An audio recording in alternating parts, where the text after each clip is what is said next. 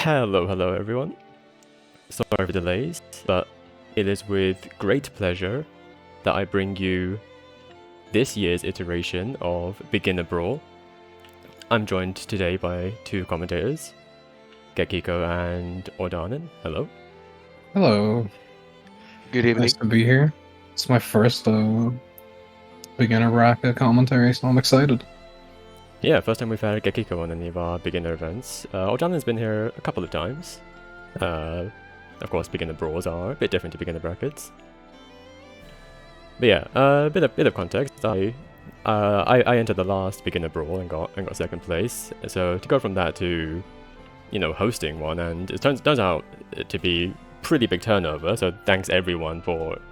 Oh, I did not set the stream properly. Don't worry about that. So to host such a big one with such a big turnover, like, I'm really pleased to be here. I'm really glad that I could be the one to do this. And yeah, thank everyone for showing up and making it such a large bracket. Yeah, I believe this is one of the biggest EU Online has ever had.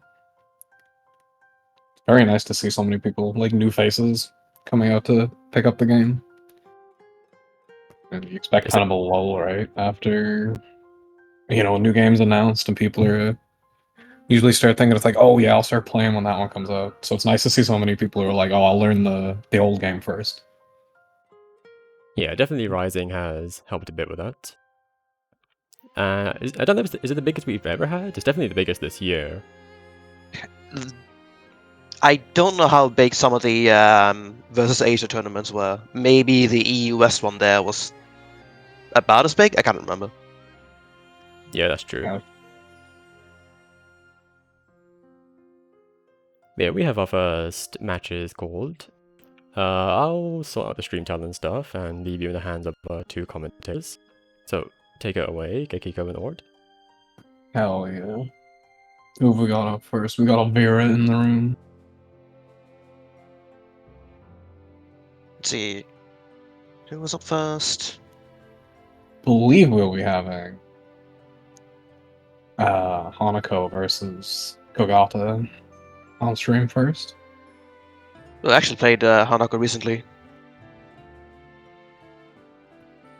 So it'll be interesting to see how they perform in tournament. First of two is kind of brutal. Most of the other beginner brawls have been in Swiss, so if anyone's participated previously, getting used to first of two it's not easy.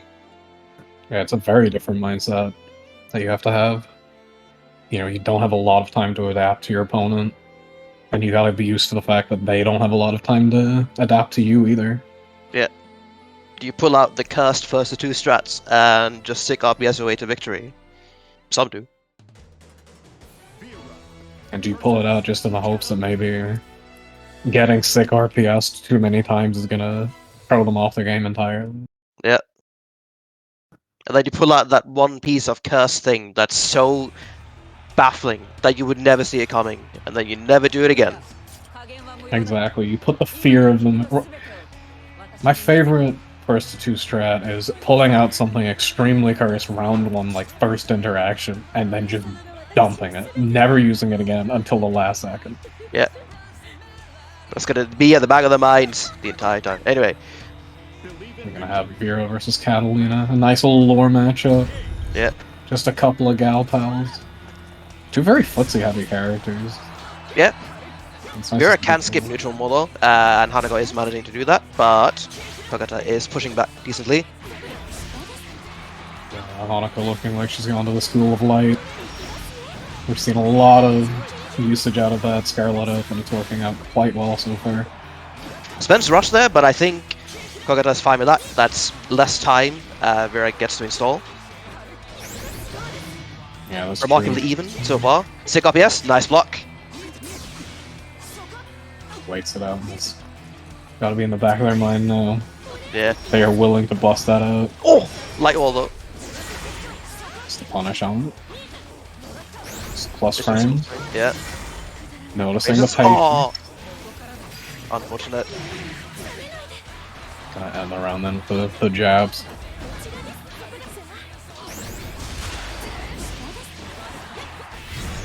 Let's punish. Yeah, Hanako gets in, sets up Lumi.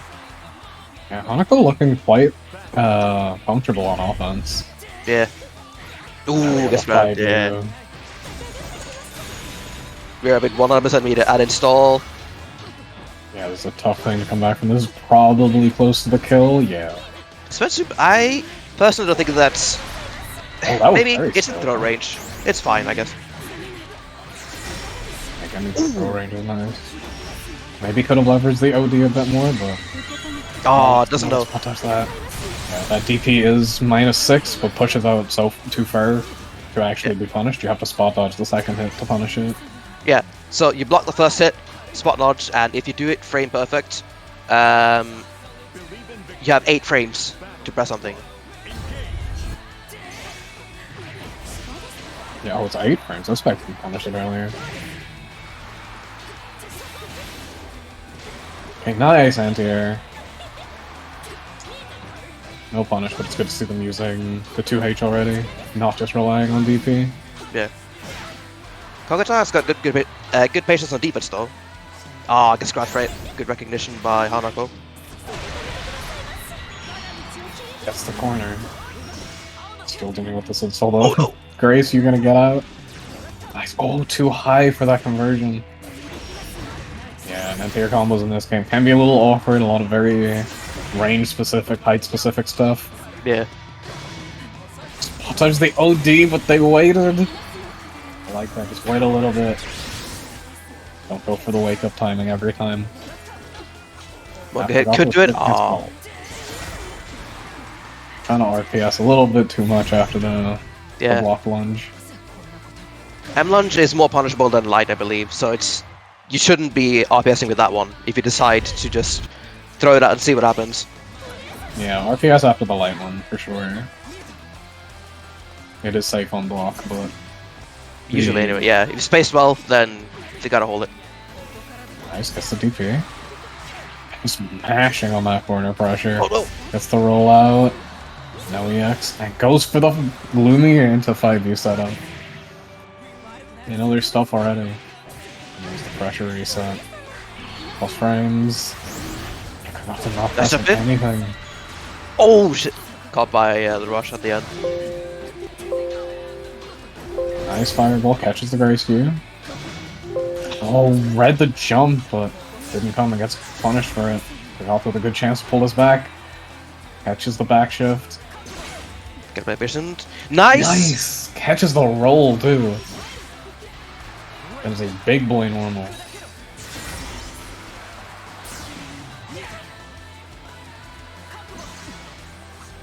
Oh, it doesn't punish. It's hard to punish that sometimes, since I believe it's like -5. My game is desynced. Shoutouts to my ISP.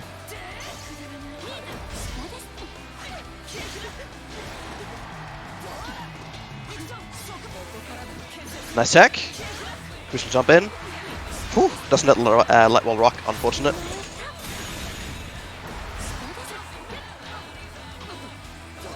Seeing a good Dangerous trade. patience from both players in this round so far. Yeah. Okay, good jump over. Oh, not quite ready to anti-air.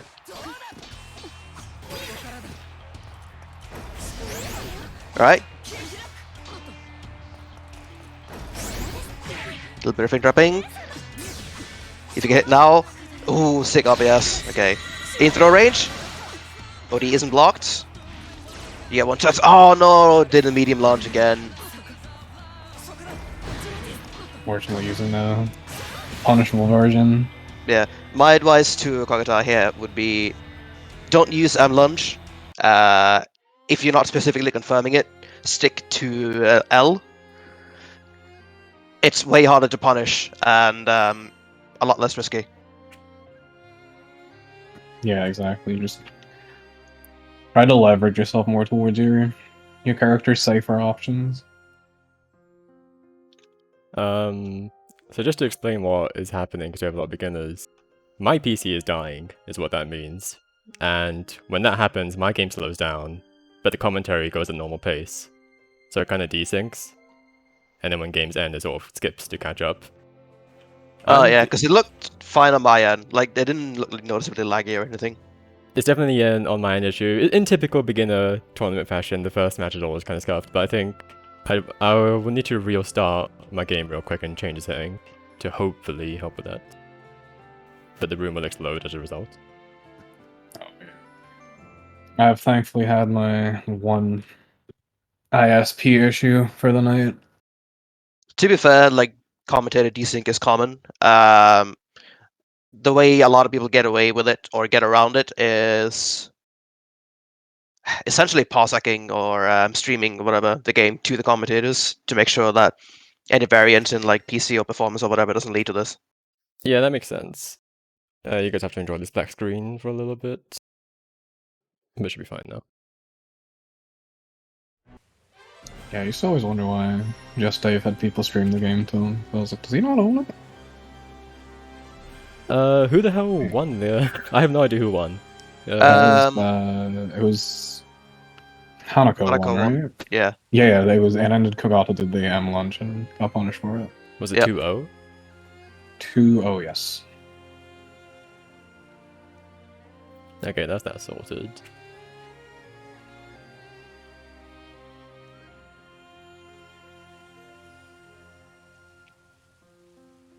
And you know how it is at Grambly, you gotta launch the game, connect to server, download the latest information, then go to on here. We've all been there. Honestly, at this point, the latest information should just be a JPEG of Rising. I can't wait till the latest information has a picture of Lich on it. It's gonna be a good day for me.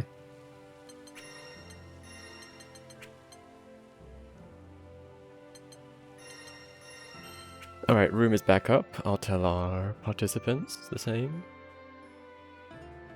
And hopefully this holds out a bit better.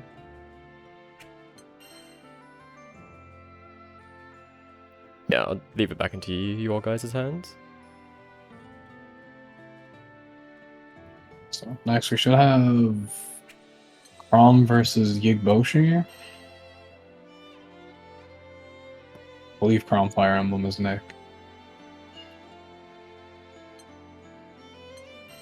Yep, still in round 1, so it is Yigboshi and Crom Fire Emblem. Yeah, Watori is here a little early.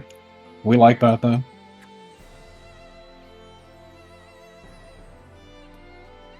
Big fan of people being prompt for their matches.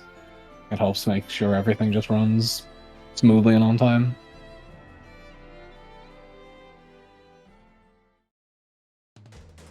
Especially if the room's not filling up. Like, oh no. Oh shit, a rare Luane. Alright. Yeah, Luane, kind of a rough character to start the game out on, I think. Just not particularly the most powerful on the roster. He isn't, but he does have some shit where if you don't know how to deal with it, you're gonna get washed. Yeah, we have the RPS parry right away.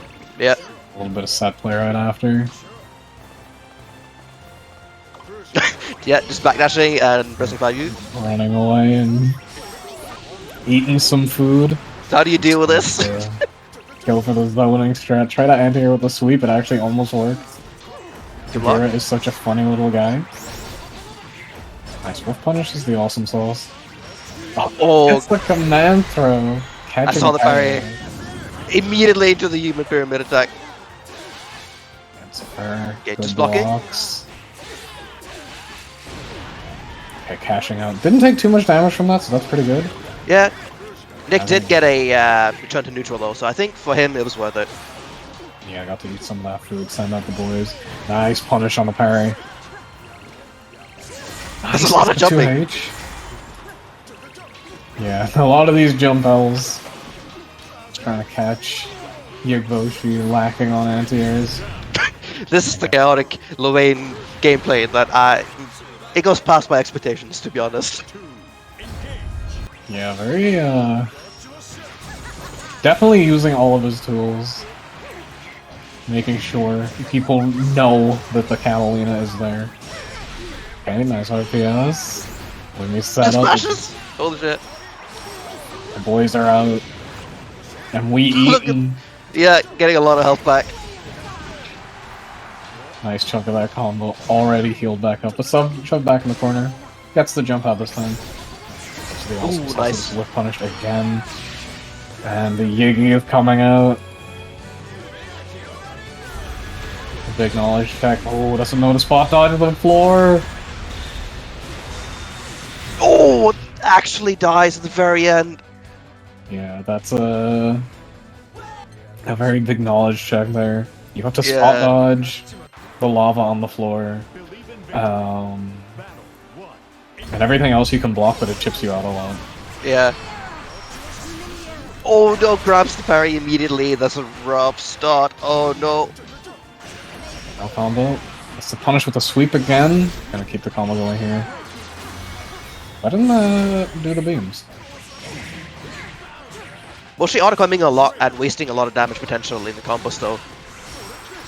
Understandable, tournament nerves. It's easy to lose track of what you're supposed to be pressing, but try and slow down a bit. Yeah, Mom is out once again. Oh, and then they're cold spot dodging the projectile. Did fine this time. Nick does get a reset to neutral though. What is I've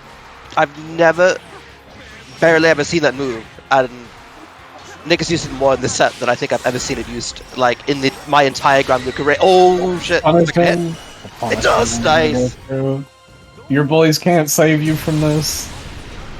Can't throw at shit when Vera's meta during install. It's very hard to whip anything, no matter what the range, because that punishment ray is basically hit scan. Yeah. Building the meter with the 5U. And RPS again. Nick just too hungry for the punish right now. Yeah. Again, landing the 2H. Just not quite ready with the combo yet. This man is committed to pressing 5U. I respect it. He's a hungry boy. Yeah. I am mood. Wayne is a growing boy. He needs that food. Ready to be that hit. Nice. Ampere gets the combo off of 2. And H2's gonna come out again. One thing against Lane is he doesn't really have any like invul wake up supers that can actually hit you, so you can just kind of go in for the pressure on his wake up. Yeah. He does. Unless you're very good at dealing with it, get a reset to neutral with that though, so you gotta handle it at least. Yeah, but your Boshi's gonna put himself on the board here. Nice one. Coming in. That boy does hit low. Oh, grabbed a Ken. 5U setup. Wish we're getting really good use out of the 5U. Covering the space with that fur heavy. Got frame trapped. Like a nice chunk of damage there.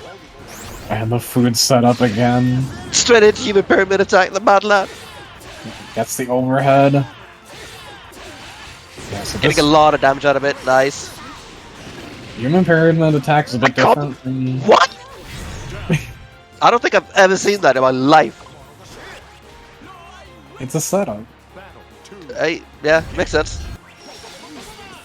We're gonna start right with the awesome sauce into the EX parry. But Boshi doesn't bite. Gonna get the corner now. RPS again, caught a jump. Mashing out of the... I don't think that setup was real with the non-EX knockdown. Yeah, I think you need EX knockdowns for Lumi setups. Okay, goes for the cross up. Gets the attack. How can he use that? Was a big chunk of health. Yeah, I like it. Look at the speed! Oh, this is big. Good value out of it. Oh, Just a little bit more. Nice block. I'll punish on the parry. This should be it. Might be a little scaled here, but your SSBA is a lot of damage. Yeah. Into throw range. That's big. He's just gonna run away and chomp some food chip now. damage. Back to now. Runs away from... Oh! Just barely doesn't get clipped by Luby. Yeah, he's zooming. He's almost got the 100 meter again! Yep. But almost Look at healing this! out of... He lives up out of SSBA range! Yep, but straight into the HBA again. And that is gonna get the kill.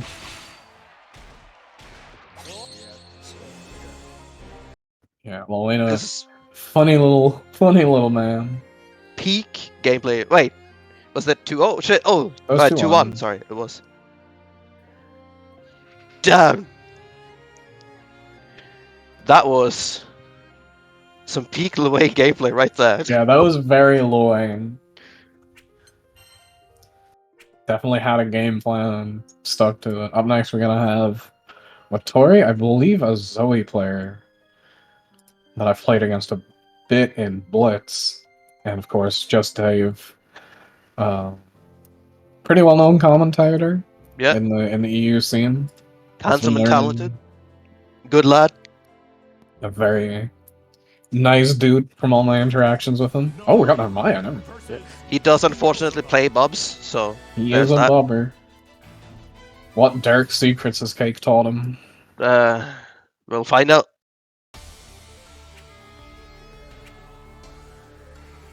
Are we gonna see the infamous Randstad TK die? I feel like we got. There's gotta be a TK dive. There's gotta be a 5U anthem. Yep. We'll see as well what Tori's able to do with the Nermaya. Don't ever think I've seen that color before. Oh, this is Maria Theresa's color from the Gacha. It's the one I would use if I played this character. Fair enough. Alright. Yeah. Place the bets.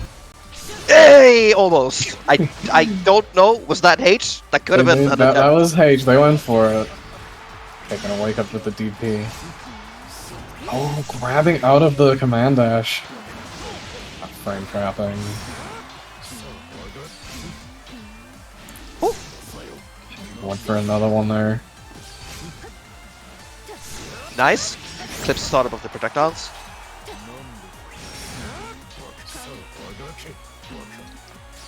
Dave just very comfortable here. Holding Yeah. the space in the neutral. Diving out of the corner. Good position, gets hit by that karma. Doesn't confirm properly. Unfortunate. Could have got a combo there. Oh no! Go for the RPS DP, it's not punished. Moon flipped over. Fair enough. He's catching the run up with that 2U. Oh, she's gonna get dumped over. Pro's coming out. Whew. Tree down a bit on life, but playing solid. Oh, tried to anti-air the dive with 2H. Unfortunately, very, very difficult to do. Yeah, it's respectable that you're attempting to 2H it, but just DP it. You're denying him plus frames, and it's way easier. Unless you're like calling it out, you're not gonna 2H that shit. You have a DP, you want to use it for that. Yep. Just stopping it from getting in for free, well, free quote unquote, with plus frames is good enough. Oh, the sick up, yes, C++! Oh no! Yeah, you're plus after a block caramel like that. Sorry, going for a nice, just stable combo. Yep. You see a lot of early Nermaya players will try to go for the unblockables, and it's like, no, just take your guaranteed damage, you can learn that later. So I like to see that. Oh, drops it, unfortunate. Okay. They're getting the OD now. Good chance to pull this back. Yeah. Oh, is that Actually gonna be missed it? the anti-air. Okay, it'll wake up super. That's gonna be blocked! Yeah. Oh! The 2H landing on that dive this time. Yeah, spacing was off. Dave landed. Unfortunate. Also, Dave, remember, when you're in OD, you can do easy but get full command grab. It's better. Just say. Yeah, exactly. All of your inputs become... If you do the easy version of your inputs, it gets the same properties as hard input. Didn't answer, unfortunate. Respect to plus frames, good. Recognition. I got the DP out, plus frames from that dive. Gonna be DP'd in response. Nice contest. The fireballs are coming out. Nice jump in, doesn't get the full combo, but in really comfortable position right now. Now he's gonna get the combo. Still kills, okay. Had meter, could have supered, but doesn't matter. It was close though. Runs up throw. Alright, Vittori, let's go. Oh no, misses the meaty. Tori's trying to teach them that they need to start doing TK down. Round start. Nice. Namaya's he's gonna win out there. Gets the DP again. The TK dive lands. Nice position here. Oh, anti-air again. Yeah. Oh! Snipe with that. That's Fire heavy, but... Yeah, I think you need a counter hit when it's that high. Comes over the OD. Yeah. Nice. On the super. A lot of damage. He does have access to command. Oh! Gets clipped on the overhead. And Water is gonna go on to set point here. Did the EX beat that? EX Setsuna kinda good? It do be kinda good sometimes. Speaking of Setsuna, there's something I've been liking from Water. We have not seen the non-EX Setsunas. Yeah, I mean, fair enough. I don't think it's worth the risk doing non-EX against bombs. You gotta clip him for like 100 damage and risk him diving on you. It's just from beginner Namaya's that I see a lot. Yeah, it's one of the like major things they have to learn is that yeah, Setsuna is not actually good when it's not EX. Yeah. The risk reward is basically never in your favor. This could kill. Gonna cash into the super. Close though. Leave on a pixel. Oh, overdrive. Okay. You gotta try. Oh, the Setsuna. Yeah. Nice. Instead of beating the projectile, doing what it's for. I'm watching it on Maya's gonna move forward in this bracket. Good stuff from both players though.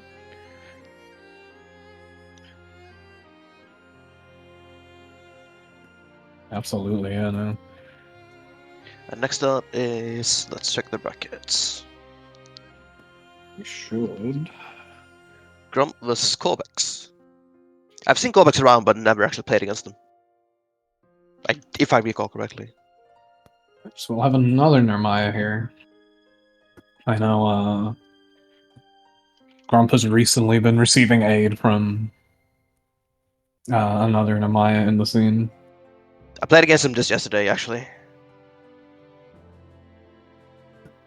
Let's see. Yeah, definitely a player who's putting in a lot of work lately.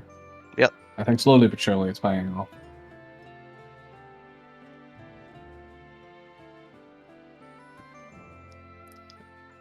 We'll see if he can carry his momentum into this match against Corvax. This is Belial. I love this character.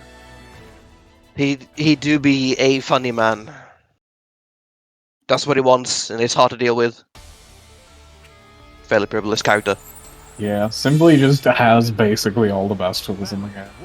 It's okay though, it's got like... his farm medium doesn't go full screen. Anyway! Reset into command grab, the cheeky shit.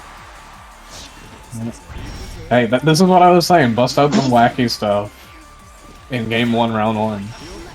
Grump is gonna have to be thinking about that command throw in every interaction now. And the 5v1 wake up. Command throw comes out again. Just backing off here doesn't take the corner pressure. I can sort of get it. You can just sit back and throw fireballs. Namaya will struggle with it. Oh! Okay, could have gotten away but get punished, but it's fine. Doesn't cancel Clash, unfortunately. Gonna be able to close out that round after the Clash. Clash is something that it takes a while to like get used to and react to. Yeah, some characters are more privileged than others because the way the strings work, like, naturally works better. If you're cancelling into a normal rather than a special on Clash, for instance, the normal tends to win. Yeah, just with startup speed. Nice here. No, we could have got no back throw incident. Unfortunate. Yeah, at least he didn't press into it. Nice smash on the command throw. Love to see that. Oh shit! Grump's nice. Already adapting here, and the wake up 5U is gonna hit. Okay, get the got us at chip points, I think. Nice. Oh, still in range. Unfortunate. Unfortunate. Bust up the EX Setsuna. Oh, the jump! Oh no! Yeah, that range, he will keep walking at you. Yeah, nice. fair enough. The DP to close it out. That didn't look safe anyway, so... So I think it could have blocked since it wasn't an EX DP. Yes. And had the OD so wouldn't have been chipped. Yeah. Just gonna take the heavy knockdown. Oh, missed the meaty and then got the counter hit after. Take the knockdown too. Oh, just wait to end. Wasn't that there, but it's fine. Oh, that could be Take the big combo. Oh no! It's an unfortunate drop. Yeah. Okay, clashing the normal again and the command throw reset.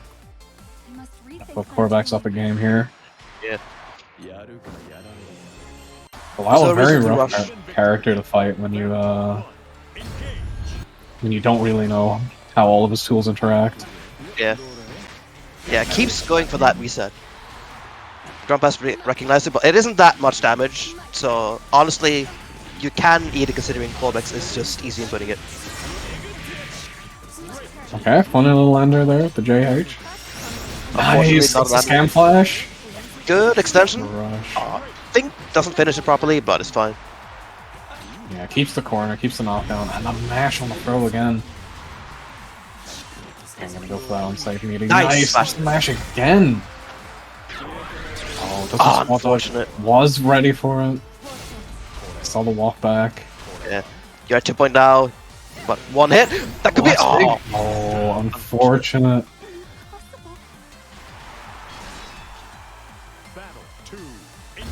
I like to see Grunt rip more EX Satsuma in these Fireball Wars, like there. Yeah. Lying a bit more on roll to get in instead. It is true that it clashes and like vanishes, but if you hit the startup, you get them knocked down and you get to run in for free. Well, free, go on. That's another. Oh, nice! Does not eat the MVP. Again, just getting hit on that wake up. Just needed to tighten up his meaties a bit. Good mash. Oh! Is he gonna take the full damage? Yes. Love to see it.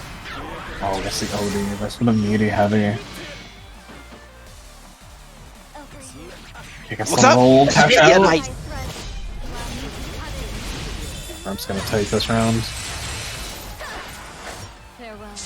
Good shit.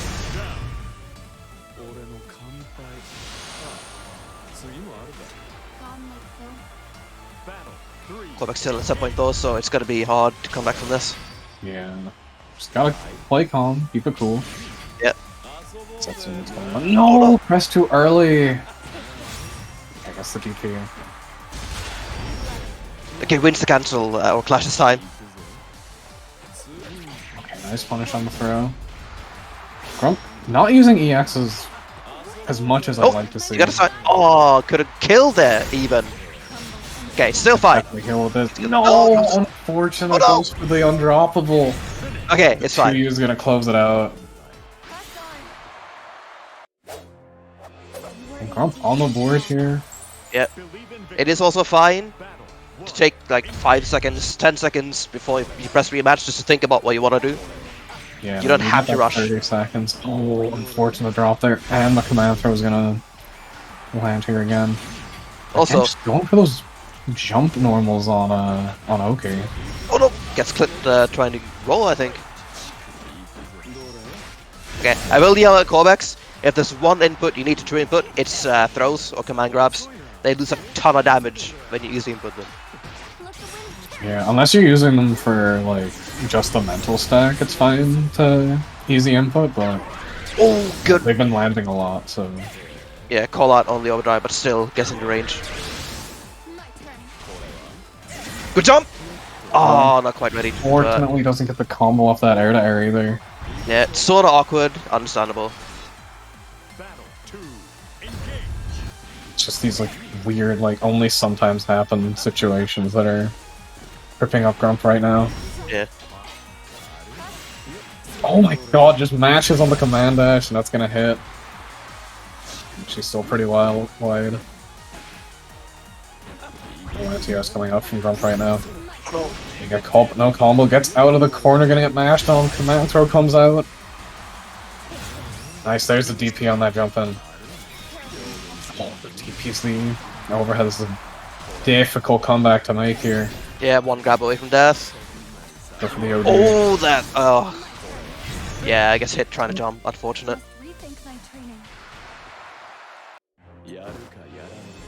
Quick note on Belial 5U.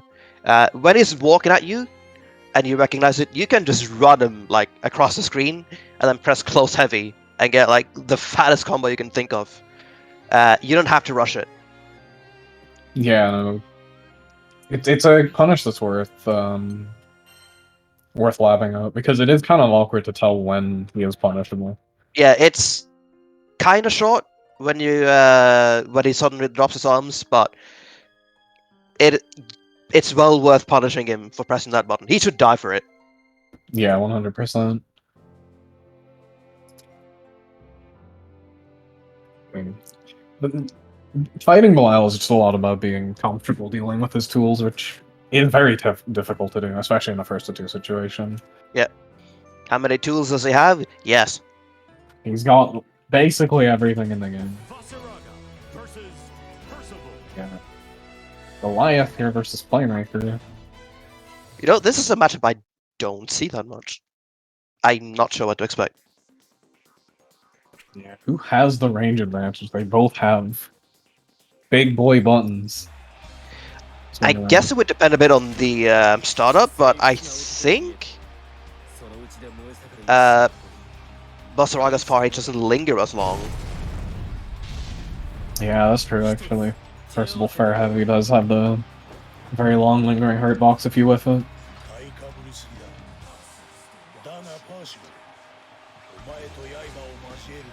Both of these players have been definitely grinding a lot. Yep. The game lately. Playmaker definitely a newer name on the scene, but came in immediately, made a graphic on how to beat Seahawks. So. Oh, unfortunate. I think late with the cancel for angle frame there. Or out of range. Ask Citizen of Virum. Oh, I'm gonna armor through that fireball. That's the Good back throw though. Plus frames. Nice. To that DP. Doesn't stock up. Oh, I think he tried to, but missed the input. Plus frames again. Goes to the overhead. Just the throw. Stock up. No stop. No! Just gets hit. Just able to run that round on pure pressure. One quirk about Playmaker's Percy is that he loves doing the muscle block follow-up. Yeah, we saw him in Promenade yesterday, actually. Finding that wasn't being punished and just zeroing in on it. Spot Duster, I think? Nice. Guess one stock. Spend it on that. That rush. Oh, jumps I it. never actually looked up what that move was called. Jumps it, nice. Get the stop. The OD's gonna come out though. Oh, actually nice got some block in time, but the RPS super is gonna hit. Oh, no, it doesn't! Overdrive! Yo! Wait, that punished! What was he pressing?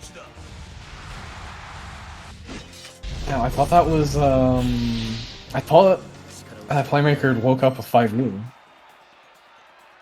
I'm not sure what happened there. I genuinely like a distant replay. Impersonal Name's just winning. Catch the sweep, get the token. It's the dash up. Mash is out of the overhead. Don't need that. Safe on block. He's gonna go for the Mamma Mia. Ooh, cheeky bit of stalking, but it works out. Plus frames again. Yeah, that's the thing. He's seeing that if they're not getting dealt with, he will just keep going for them. Yeah. Oh, is Safe that... jump. It was a safe jump! Okay. No, drops it! Not too far out. And so you're gonna RPS the super out. No! Not gonna hit, he's gonna die for that. Ah, unfortunate. And this game has a lot of safe jabs in it, so... Wake Up Super is actually not as effective as you think it is. Yeah, you can safe jab DPs even in this game.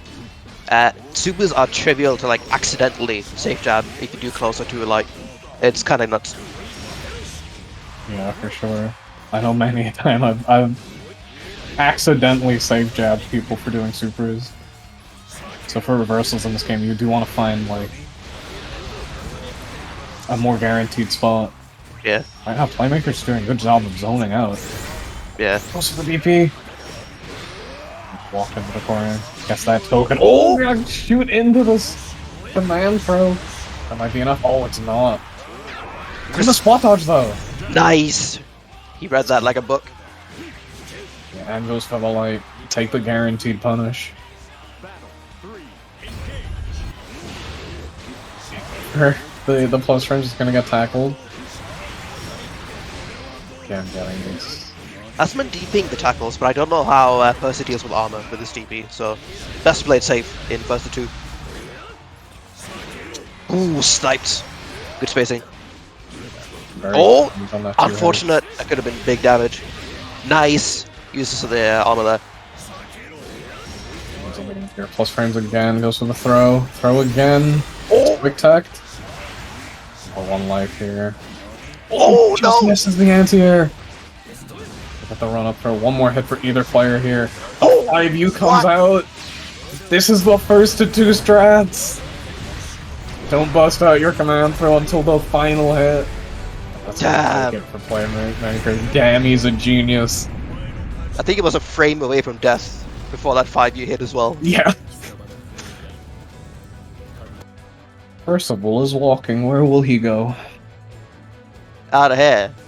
Further into the bracket, that's where. Walk down the winner's side.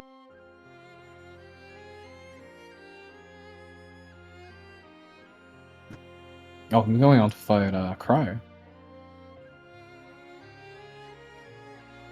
Right, who's up next? Let's see. Oh, we should have Scar Novak versus Naomi. Scar Novak taking a win over Hellstreaker. Oh. Wasn't anyone That's not bad. expected to continue in winners quite some time. And Hanukkah taking it over Top Shooter, too. We have some impressive new faces in this bracket today. Yeah. Taking a win over Hellstreaker is pretty good. Hellstreaker, another up-and-coming Beelzebub player. Oh, we have a CAG avatar. Cagliostro and Vera, I feel like, are the two most popular characters with beginners these days. It's either that, or it's UL and, yeah, like, the trio. Yeah, I forgot Ewell, too. Ewell having a playstyle that very, like, lends her well to newer players. Yeah, it's hard to deal with, so...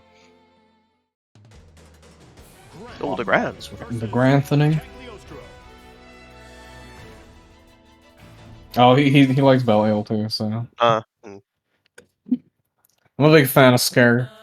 With the theme, Dad. Immediate commentary bias, you said Belial. Okay, gotta punish that. Aerial Rock. Gotta take some charge. Giving Cagliostro some space is pretty risky. Yep. Gets the 2H.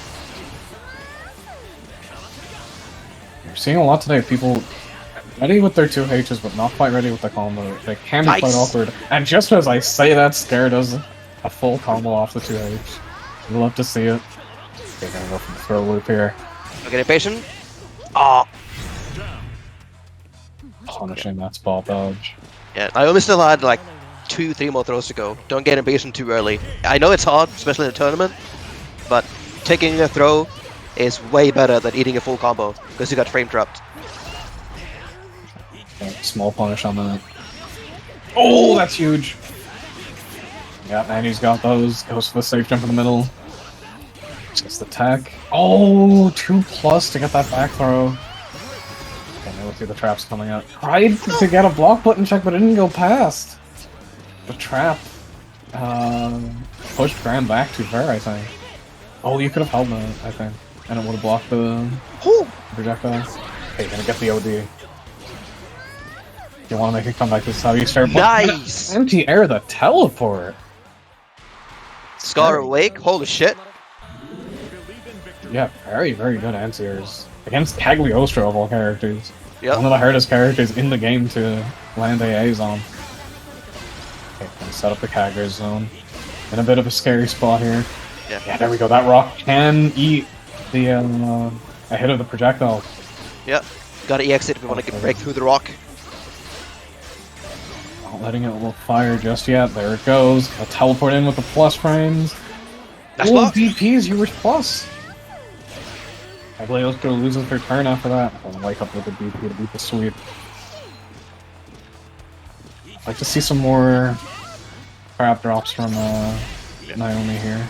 I think Naomi could actually get one charge of the rock and then spare a bit to try and deal with the fireballs. As long as you have a charge of the rock, the spare will absorb some projectiles for you, or one head of it. It's actually a weird little interaction that they only added kind of recently. Yeah.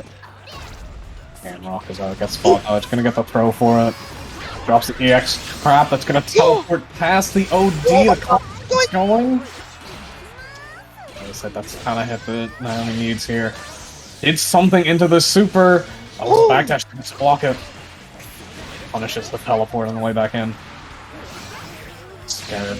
Oh, gonna go for the spot dodge. Oh, no. He does not. That's a round for Naomi. I think Scar was trying to block, but he was stuck running. I didn't cancel it into spot dodge. Something that can catch you out. Yeah, a quirk of this game is that you can't block for a while after you stop running, but you can cancel that recovery into anything, spot dodge, attack, or whatever. It's interesting too, because a lot of games with runs instead of dashes, you can block right away, or there is some way to block right away. Guilty Gear has after you, that kind of thing. But in this game, no, you have to spot dodge if you're gonna block. Oh, the boot! That's gonna be big damage. Nice. Could kill if he gets the super. Yo. Oh, not quite enough for the kill. The OD's gonna come out. Ooh, the far light anti-air. Big punch there. That's gonna be set point for Scare. Has the trap set up. Charge up the rock. Playing it patient, clearing the traps, good. Oh, too far for the throw. He's not gonna get much. Gonna land the throw though. Nice block. Sick up, yes. Comes out. Oh, that's gonna be big. Big counter hit here. Doesn't go into the super. Instant tech. Risky. Is somebody gonna try an OD? One boot could be all it takes.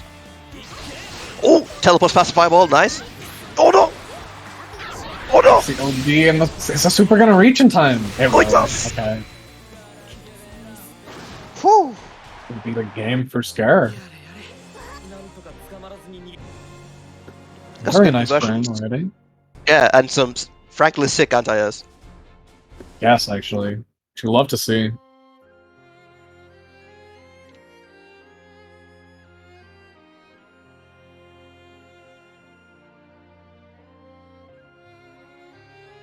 Got a couple of gamers in the room. Oh, we're gonna have Javok Slaga versus Patu. He named himself Air-Based Slop, I hate it. He used to be air-based footsies. I think he is now on Seox, and Patu has been on Catalina the last while. Who's the least slop character in Grand Blue? Catalina's gotta be up there. She's like stale bread, boring as shit in comparison to... Oh! Oh, we're gonna see the Able. The other slop, okay, fair enough.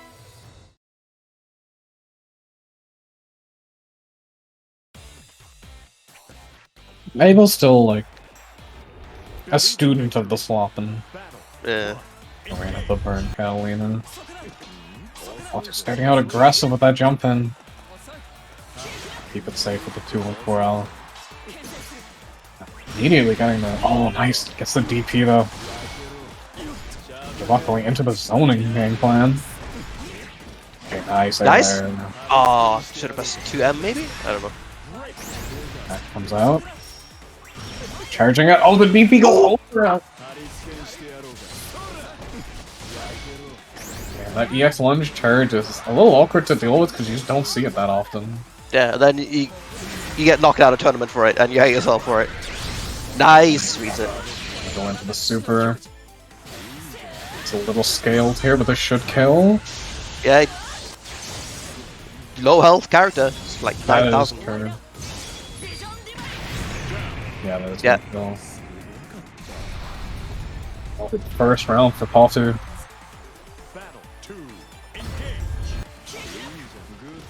Wow, catches the backdash with a launch. Interesting. Nice. Clean jump in. Really good start. Fortune's off on the combo. But keeping the corner here. Oh, you're not gonna get this hit though. Cancels input packs. Big hit there with the beam. Oof. Oh no. Throw. That's not spot dodge as well. All of a sudden, this is a very good block round, and that's gonna close it with the beam. Unfortunate.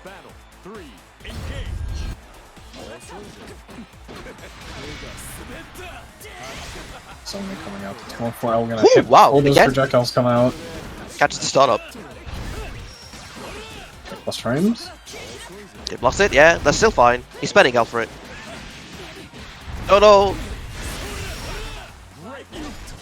Gets the hit again, catching that hit. Not high enough to get the whiff on that pack. A very, very chunky combo if that hits, if that whiffs. Yeah. Oh, unsafe! Just for the RPS cancel. It's gonna take too much damage for it. Good patience. Putting that on the table. Oh, tried to go for an unblockable, but wasn't high enough. SPA again? Yeah. Or Yeah, it's SPA. pretty cool. I still don't know. There's no way he lives through that. Yeah, this one was basically raw. Whew. Down to the wire. But still wins. Yeah, he's gonna go up 1-0. Believe in victory. Battle 1. Engage. Starting with the 1-4L again. I'm pretty low risk option, honestly. It seems like it. Oh! Oh, that could have been big damage, unfortunate. Okay, the DP's gonna work that time. Wake up DP gonna connect though, keep this corner. Yeah. Oh, Charge this is it. again, jumps out of it. Nice. Shooting anti-air. Oh, trust spot launch. Again, goes for the unblockable, but not quite high enough. Lost 2 on 4L. There's the plus frames. Gonna go for Oh, the no! Command Pro Super. The RPS. Usually, super on your plus frames is discouraged, but Avatar Belial's SSBA is a command throw. Yep. So unless they're jumping on your plus frames, they will get hit. Jump forward specifically, because it fires a beam afterwards. Which you have to spot launch 2 times, because why not? It's just that long. Okay, there we Oh, go. no. Walkable. Goes for the dive kick. Gets jumped over. 5U, his other dive kick. This man has 3 separate dives. Something he needs it? I mean, Sorry, he has 4. He has a super dive too. oh yeah, you're right. Man longs to be on the ground again. Are we gonna see a command grab? No? Oh! Spot is predicting spot launch, I think. Or OD, sorry. Looking for OD. Oh, that whip, but doesn't get the full combo. Put himself on checkpoint though. On chip point, no OD. On 5 point, yeah! Good decision. Yeah, that's an interesting position for Able to be in, because while you aren't on chip point, if you can get the OD, your packs and your EX skills stop costing HP. Yep. He can't kill himself with his own passive. God, imagine if he still could, that would be hilarious. No more EX moves for you if you're on chip point. Okay, go for the knockdown. Dive is gonna hit. Go! It's a full combo, and that's gonna put Javok on the board.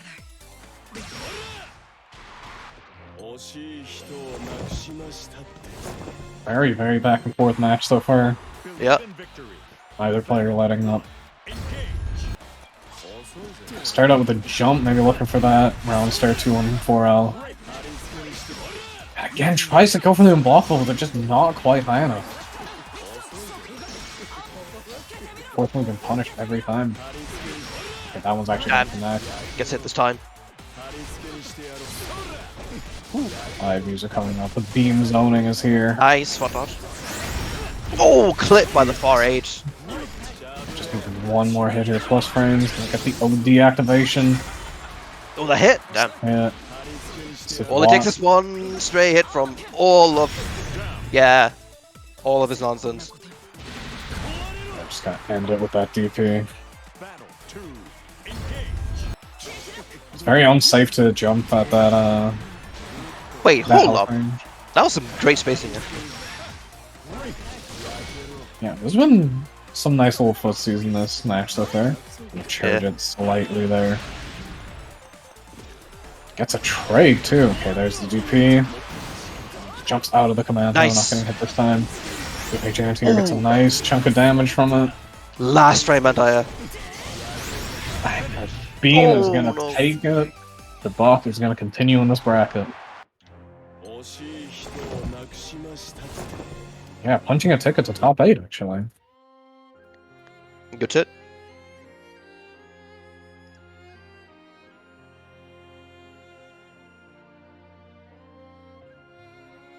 So we'll have our other winner's side top 8 decider. We're gonna have Hanukkah, who's continued through this bracket, picking up a nice couple of wins. Yep. We'll be fighting Scare.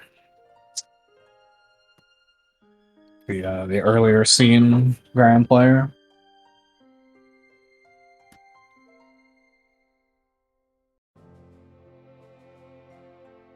Heading right into it.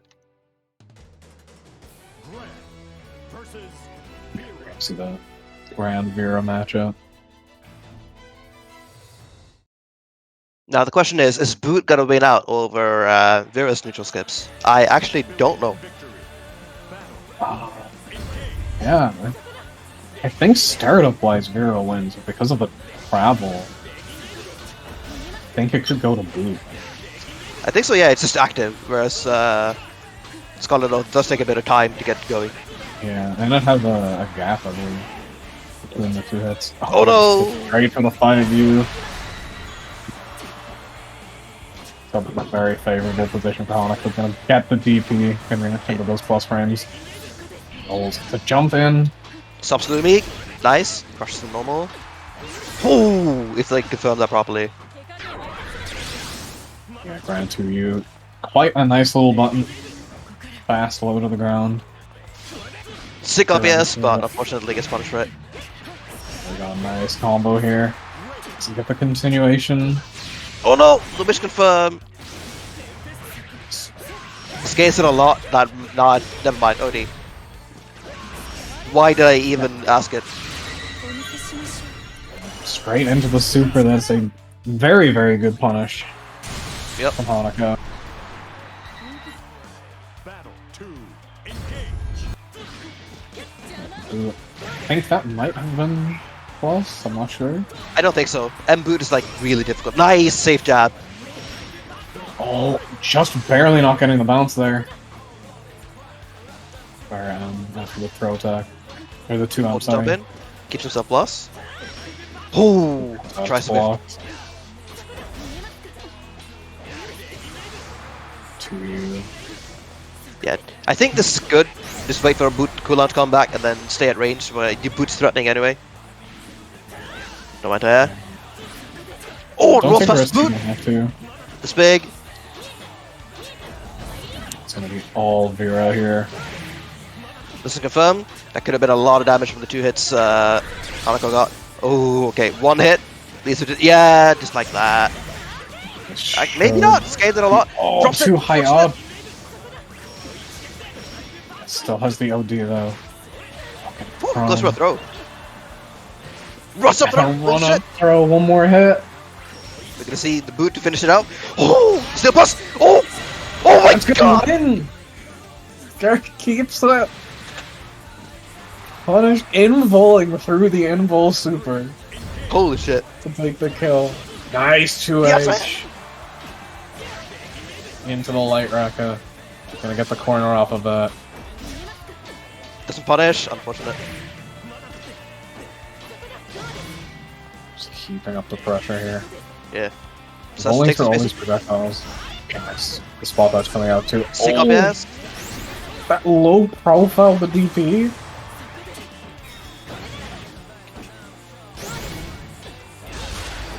Flash. Wins the clash still. Damn. Oh, okay, Off yeah. the OD. SBA or SBA is available, so with OD damage, both players are one combo away from death.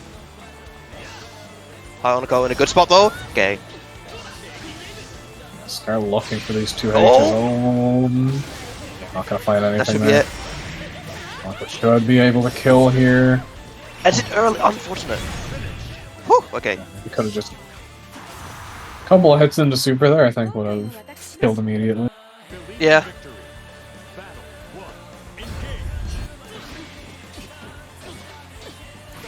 It closes out the win anyway. Just walking into the corner right now. Yeah, just gotta giving up a lot of space. Still, recognize. Nice! Holy shit. 2 well safe job even. My man's actually cooking. Yeah, no, doing a great job of dealing with these DPs.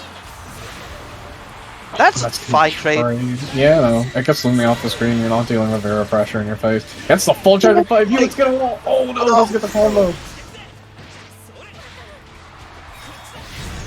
Oh, D is the overhead is gonna end that round. Battle 2.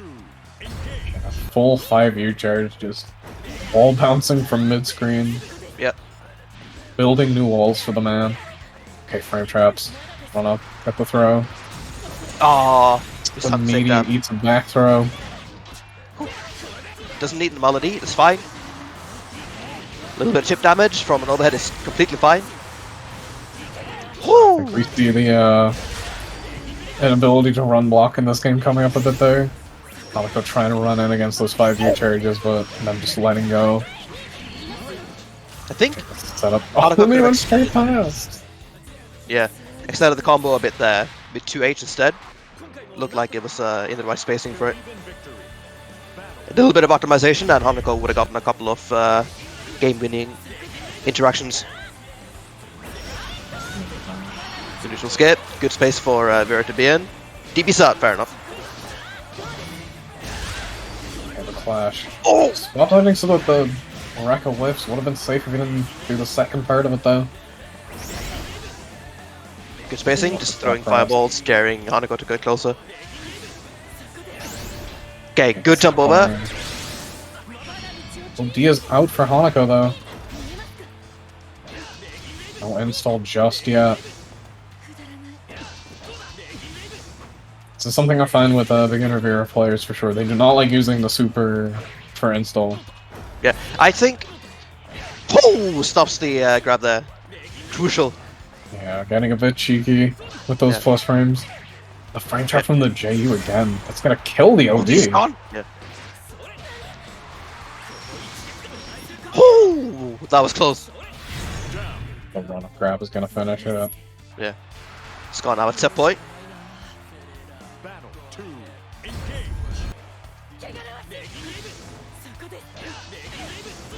Forward roll. Nice. Counter hit boot. Not meaty enough to get the combo Scar- off it, unfortunately.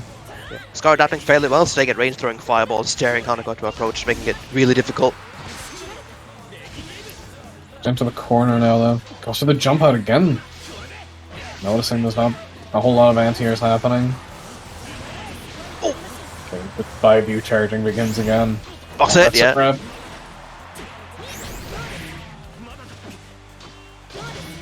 Okay, now the pressure is on Hanako's side right now. Needs to make Oh, the something wish happen. confirmed. Yeah, goes for the got him, GG's. Gotta get the install, nice. I have to start building that meter again. Oh, that must have been a miss, but Yeah, MDP working out though. FDPs again, sync up, yes. Good patience. Just waiting jump up in. to you there. Just backs up and gets some space again though. Oh, Bronson! Holy shit! He's been getting away with a lot of those rolls. Ooh, Oh, the 2L! What's up? 2L epic clash is gonna seal it for Scare. Oh.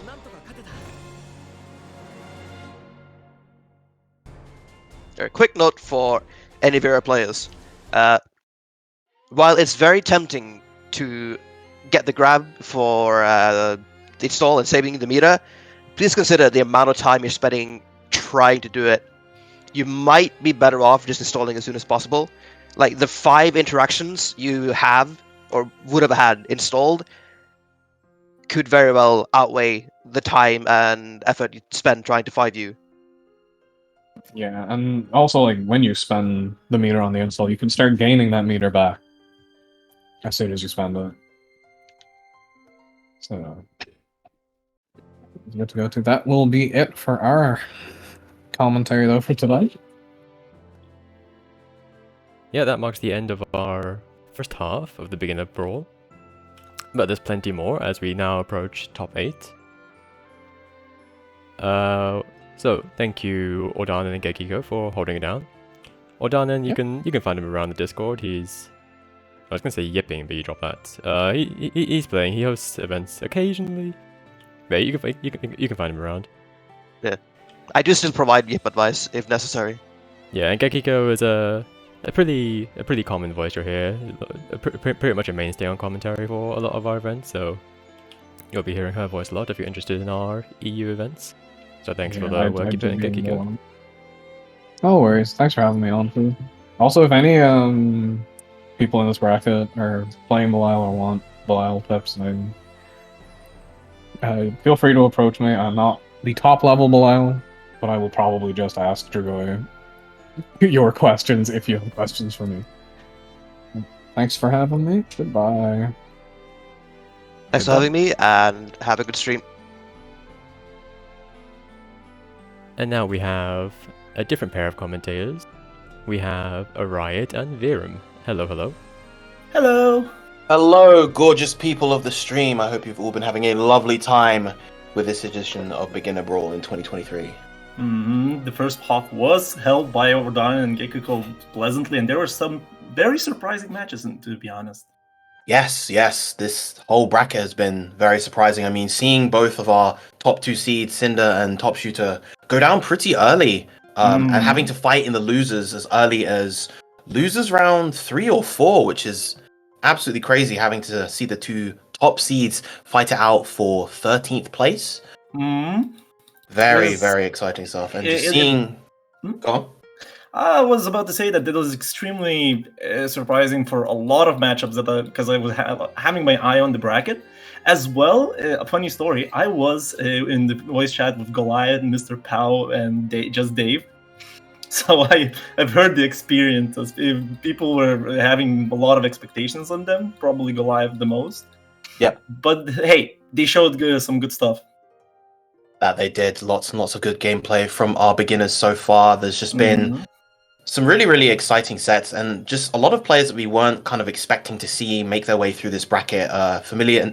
Some familiar names, some lesser familiar names, like Skarnovac previously, just on the previous set, did incredibly well versus Hanako. But coming up next, in our first top 8 set, we're going to have 2 more familiar faces in Playmaker 311 and Jabak Slago. So tell us about both of these players. They've both been making a lot of waves in the Grand Blue community. Playmaker hasn't played I haven't seen him a lot in most of the events, just in some weeklies and in some of the beginner brackets as well.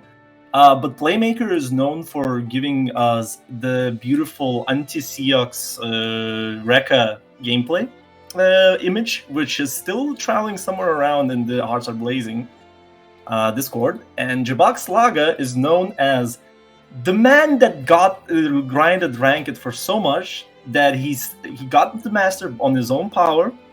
Yep. And is known for switching from Belial to Abel and having one of more unhinged Abels.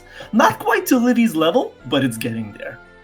That it is, and I just realized I'm not in the room like an idiot, so I will be there in a sec. But in the meantime, I don't know why, I just kind of brain farted and completely forgot that I have to actually be spectating in the room. But meanwhile, we might as well talk about some of the other players who have been making top 8 so far. As I mentioned before, Skarnovac on the Gran doing incredibly well, and a more familiar name in Try to Complete that, the Zoe that we've been seeing in a lot of events, the weeklies.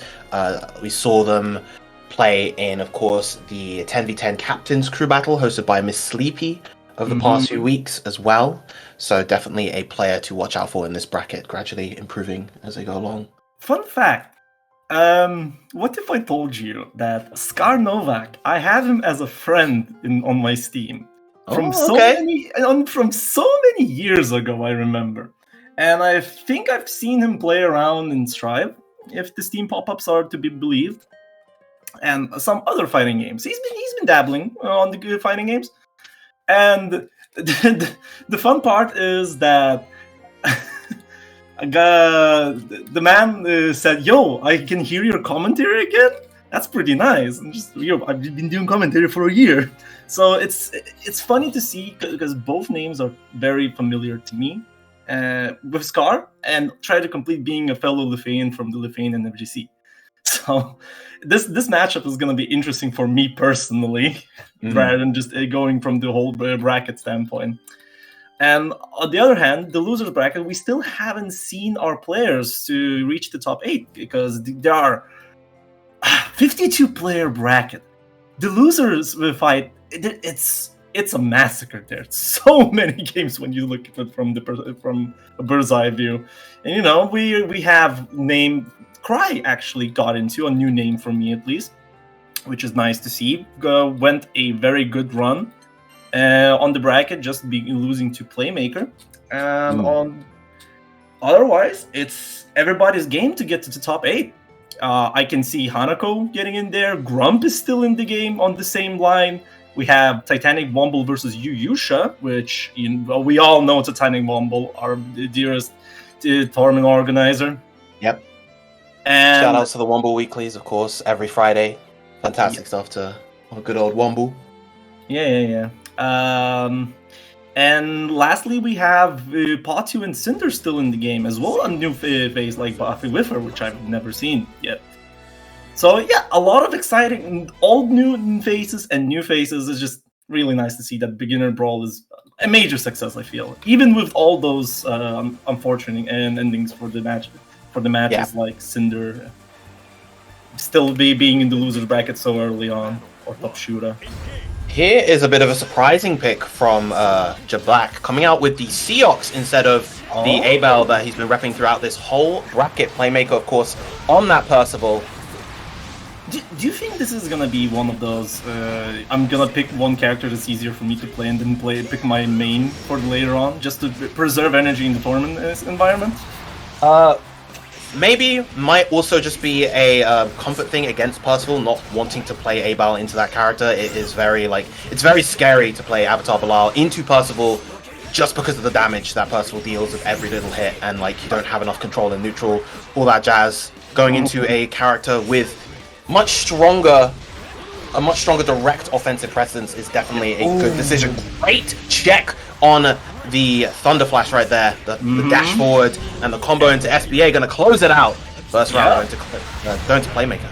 Yeah, this is looking really good right now for Playmaker. And I was about to ask, you already gave the input on the Avatar Belial versus Percival matchup, but we haven't talked about how's Shooks in this matchup even? Is just... It can be tough on both sides. There's a lot of knowledge that needs to be applied on either side, and if you're not quite ready, then it can be a real struggle either way.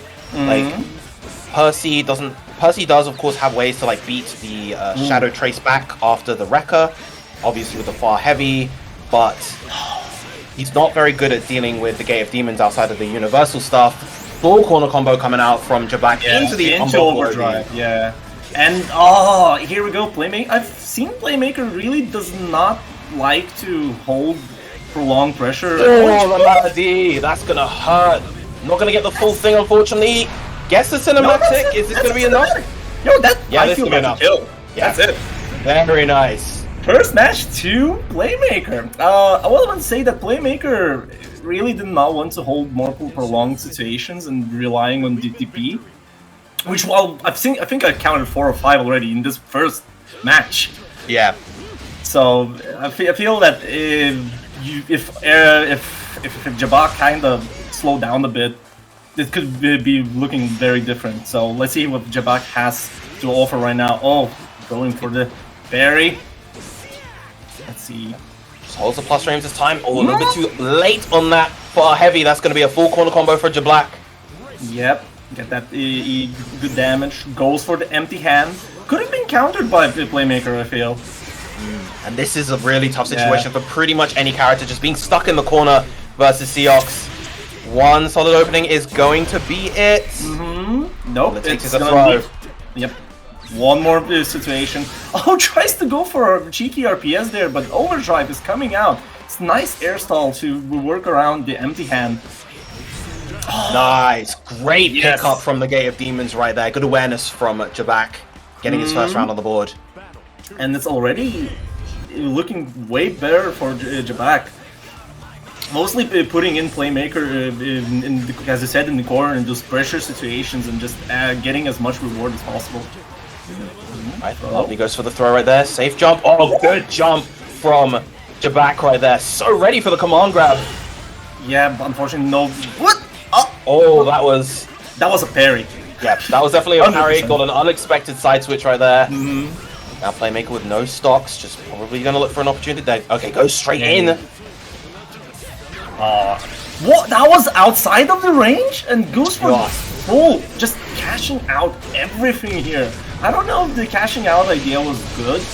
Maybe getting a knockdown would have been better, because you're getting the damage, but you're still having a lot to deal, and ODs on the screen as well. Yep, there's still plenty of work for Jabak to have to do. Good tech on the throw right there. Empty hand tried to be a bit too overzealous. Tried to 2H. Looking very good, and just gets a meaty killing and getting very nice answer. Yeah, had Playmaker just gone for the EXDP right there, knowing that the empty hand was going to happen, that would have worked, but of course that carries its own risk as well. Good jump back, but you're stuck in the corner now. And I feel Jabak is playing mostly... Oh, wrong match. That was a close H on the record. I feel lighter buttons would have worked there. So that was done in the expectation of the backwards Shadow Trace, trying to catch that with a far heavy. And instead, of course, introducing the option, a 2-frame trap right there. Plus frames. There we go. Successful DP this time. Yep. Ooh. The jump back was great. Good damage out of it as well. And now we're looking at a very equal situation. No cancel and clash in the air. Okay, punishes, but no follow-up to maintain pressure afterwards. Yeah, just figured to back off. Probably was looking for OD, because... Oh! Empty hand a ton of damage. Yeah. Probably going to see... Oh no, goes for the SSBA instead. Does Jabak know how to punish this with Seox? He has to run forward and get the... Oh no, the X-Tracker works just fine. No. And you know, that's probably the best idea, because it moves so quickly forward and covers a lot of range. So it's just the safest way just to kill Playmaker with that low health. Yeah. I'd say that's a good decision. So one thing I'd like to see a bit more from Playmaker is after these empty dashes, maybe try and mix in that universal overhead a bit more. We're seeing a lot of immediate techs coming out from Jabak. So that may be an option to open them up. Yep, here we go again, as you said. A third one. Another one! Come on! I'm very ready for that. Alright.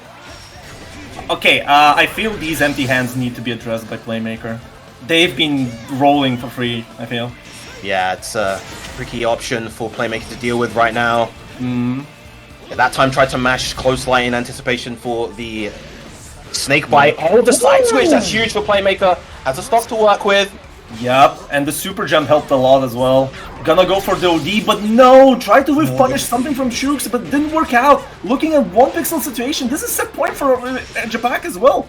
Yep. Gonna just hold there, see was it gonna be empty hand, gonna go in, but no! Matt decided to jump, but the EX Rekka will hit it. Yeah. Very good set between those two. And yeah, honestly, as we mentioned, it just really came down to Playmaker's just kind of inability to deal with that empty hand, as well as the kind of unwillingness to hold the pressure at those points. It's again, it's stuff that you really need to learn against Seox, just where you can capitalize on those small openings that he gives you, because the character can't generate plus frames in a way that's kind of gapless and well, safe, as you could call it, but it still demands a lot from the defender, and that's what makes fighting against him so hard. But good stuff to Jabak, moving on, I believe, into the winners finals. And I think quite a few people probably would have expected this. Jabak is a very, very good player. He's been making that come up very, very quickly as well among our newer players in the scene. As you mentioned, grinded all the way up to master with the swiftness, and it's just been doing very, very well. Definitely, it's great to see Jabak's Laga being so high up as well. You know, I feel Jabak's Laga's power comes from knowing how to play two characters, which require two different skill sets to deal with. So for beginner Brawl, it is pretty huge if you're going for the win. But regardless about Jabak's Laga, we need to talk about our next match, which, as I said, close to my heart. Scar Novak versus Try to Complete, a Gran versus Zoe matchup. I feel this is gonna either end very volatile or nobody's gonna die for a long time. This is how I'm gonna see it. Because obviously, like, Try to Complete has been demonstrating that they can play a very, very solid neutral. But how well it's going to fare against Scar Novak's Gran at the moment, we'll have to see. Scar Novak's Gran, if I had to figure out a word, is close to the Season 1 Unhinged Gran, you know? That playstyle where you are trying... where do I even start with Scar? Okay, here we go, the DP in between the lasers, and we'll see. And I know that Scar is a returning player as well, so I don't know how much the Zoe matchup is in there right now. But knowing Gran's power to overpower almost everyone in this in the game, I feel that it won't matter. Yeah, potentially. Gets the air to air right there. Not going to be able to capitalize. Good recognition, knowing that it's minus at that spacing. Yep. Oh, M-Boot. EX-Boot already used. That was plus. Yep. And that doesn't get the finish. That could be crucial right now. Goes into OD. Has a good chunk of Dragon Meter to work with as well. Very plus good OD. Frames. Yeah, and OD backs. Not going to chip range as well, even with OD. But any one situation will kill for Scar. So, that is plus. Out of the Dragon Meter right now. A lot of the pressure from Zoe is kind of gone. No Thunder either. And Try to Complete needs waiting. To do something. Yeah, Scar is... I feel Scar knows the time is on his side right now. Goes for the M-Boot, trying to get that one crucial mistake from Try to Complete. Good punish, no confirm. Doesn't get the link afterwards. And the Thunder is answered by the EX Fireball from Gran. Very, very close end situation from both players right there. Yep. As you said, I know that I agree that Try to Complete does have a very good grasp on how to play the neutral. But when you get clipped in the corner by Gran, it all leads to this. It begins to snowball. Good challenge though from Try to Complete. I would have liked to see EX Record confirmed there to get out of the corner with the hard knockdown. What? Wow! Involves path, and that's another punish on the Air Thunder, but only a small one. Okay.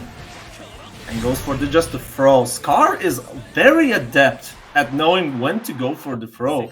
Try to Complete was being very careful not to get clipped as similar ways in the corner.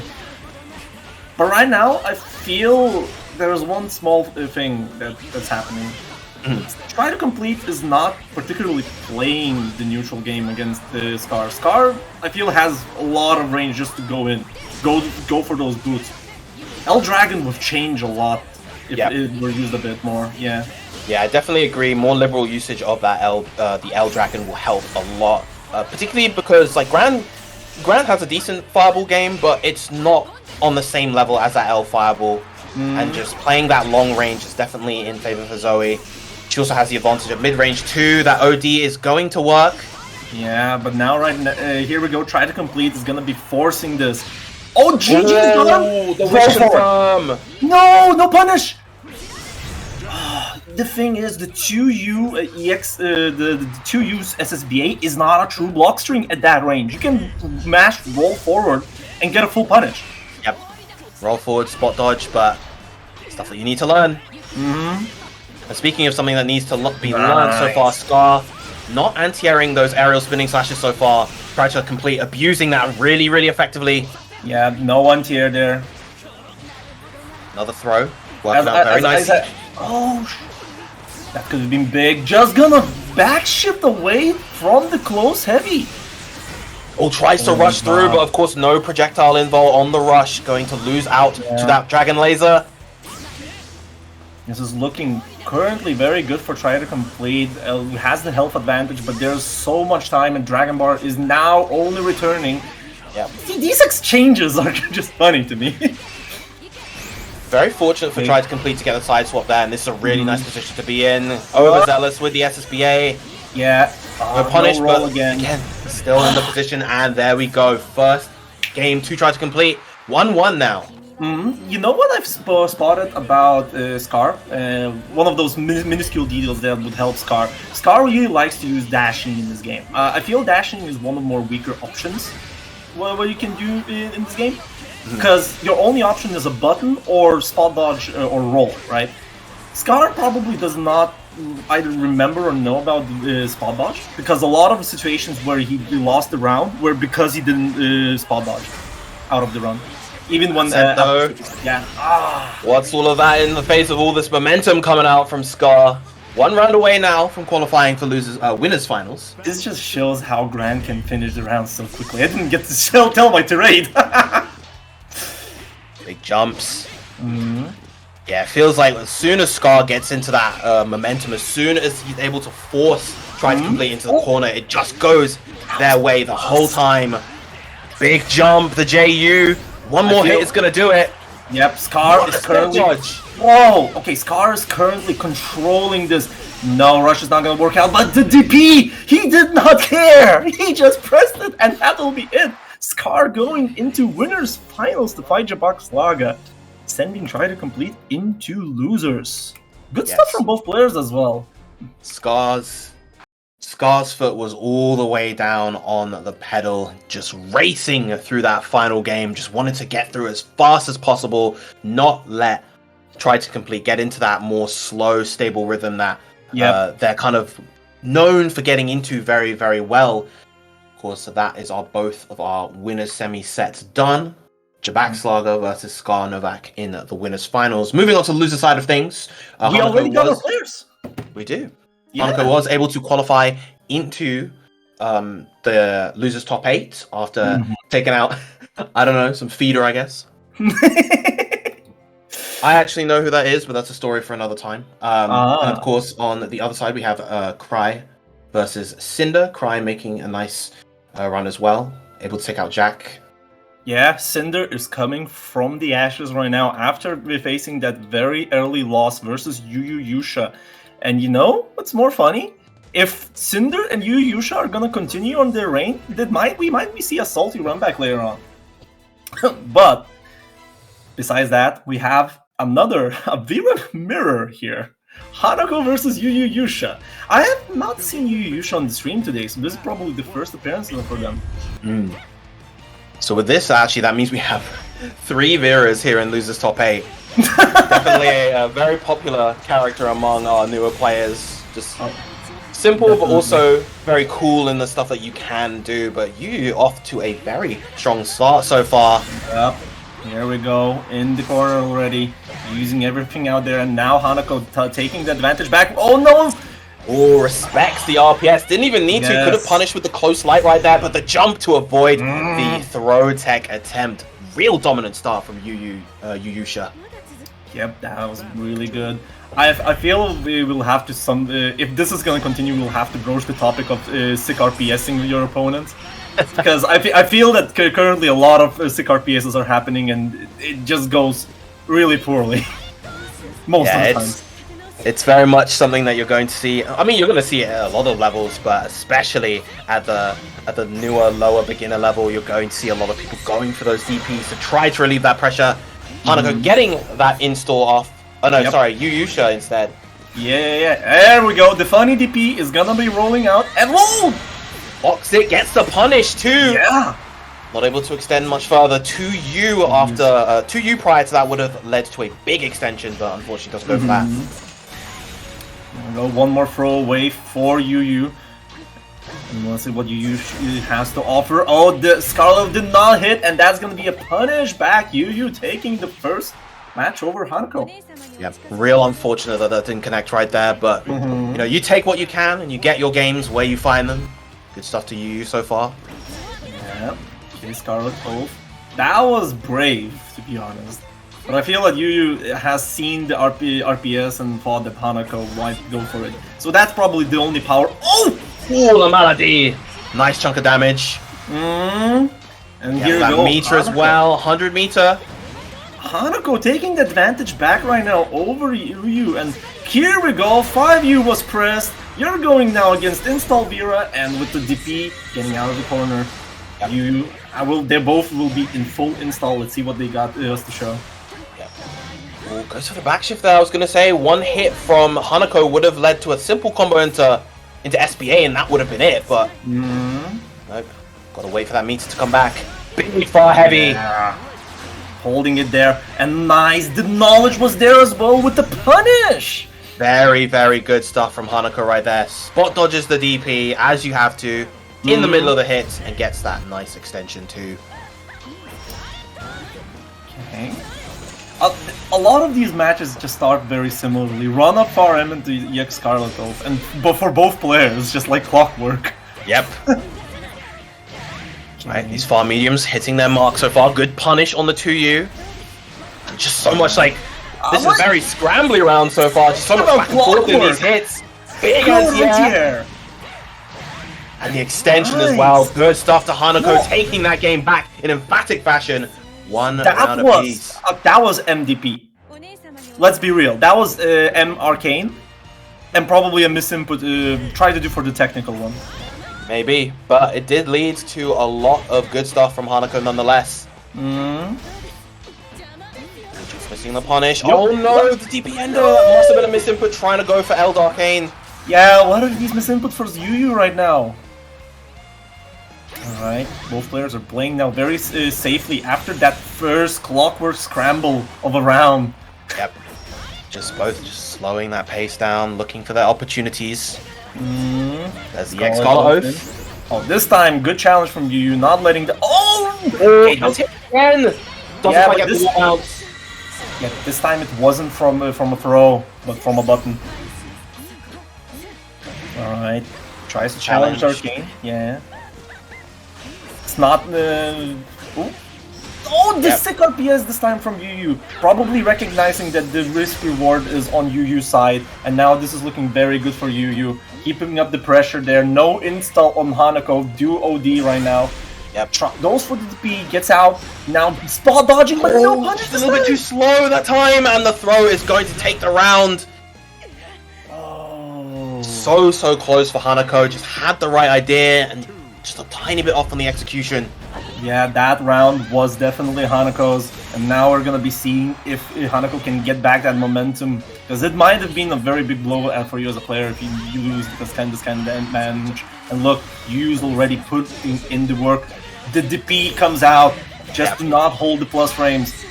And the combo into the install gets the follow-up. Can get the follow-up afterwards. Chooses not to right there. Wow, challenge on the plus frames. Oh, that can be anti again. This is looking dire for Hanako right now. Yep, and Yu gets the counter hit from the frame trap, sealing the deal 2-1. Throwing Hanako into respectable top 7 for this beginner bracket. Or Brawl would be the right definition here. Yep. Yeah, that would be it. And yep, Yu Shao will be moving on to fight against Playmaker later on. Next, of course, we're going to have Kree versus Cinder, another Vera set, this time versus Cinder's Belial. You know what's one thing? We usually talk about each player's their play after the match while we were waiting for the next players. I honestly cannot say what was wrong with Yusha's or Hanako's play. Just some executional or mechanical errors. Yeah, a lot of it was just, having the awareness to kind of push certain hits a little bit further. And all of this just comes with time. I think they've both set up a good foundation for themselves as players. So definitely 2 players to look out for in the future. Definitely. Alright, we got ourselves Kree and Cinder. As you said, a Vera versus Belial matchup, which is gonna be funny, because Cinder was thrown into losers by Yuyusha, which is a Vera player. Yep. So let's see if Cinder got several ideas from that match, because it's possible that there are things that you might have some knowledge checks on that first match, and you check it quickly in the training and then try to apply the counter. A lot of people do that. But now Kree is putting up the pressure right now. Great DP, Good gets the DP. pickup as well. Yeah, that could have been a big combo. Alright, Cinder gets the crouch confirm, one of the strongest tools for Belial's. How consistently he can confirm those crouch confirms. Right, Odie on both sides, that's going to be a whip punish. Oh no, a little bit too slow, and the DP comes out. The Kale was mentioned here. Okay. Safe jump after the DP.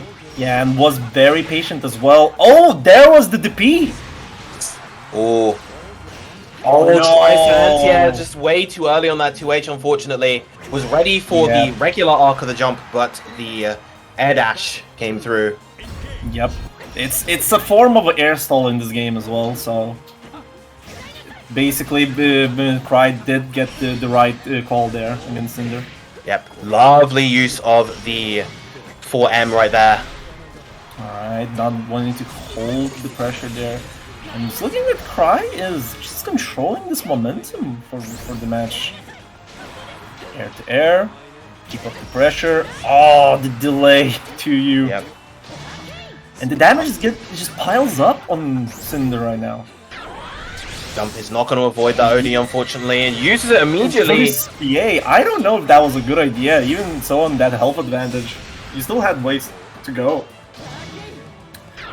Yes, yeah, that's going to whiff, and that's going to be a punish, but not going to be the kill just yet. Nice. Gets the spot dodge, but misses the punish. Unfortunate again. Just off on the timing of these punishes, and that's going to be a simple way to end the round. Taking the first game. Yeah. Cinder is a strong player that has grinded the game lately and is on what's so-called training mode. But I feel Cinder's biggest weakness is the matchup knowledge. There are a lot of things that Cinder doesn't know, and Cinder does agree with that as well. And I feel Vera might be one of those. Here we go. Nice! Yeah. I think the other thing with Cinder as well, actually, which is it's kind of an interesting problem to have at this level. Not gonna hit the wall bounce. Yeah, keep the idea because this is looking pretty rough right now for Cinder. Cinder gets to confirm into his BA, just paying that money right now. Very nice. Yeah, what I was gonna say was I think Cinder sometimes, you know, particularly in these sorts of brackets, it's worth having just a very strong layer 1 to your gameplay. Yeah, very nice block on the DP. Oh no, okay, oh cool. Picks it up at the end. Yeah, all good, all good. Yeah. We got it. We're back. Cinder sometimes tends to operate on like layer 2 or layer 3. She's thinking a little bit too far ahead sometimes, and you know you've got to be aware of what exactly your opponent is doing rather than defaulting to those extra layered options. Yeah, I do definitely agree. Nice Check challenge. With the 2L. Yeah.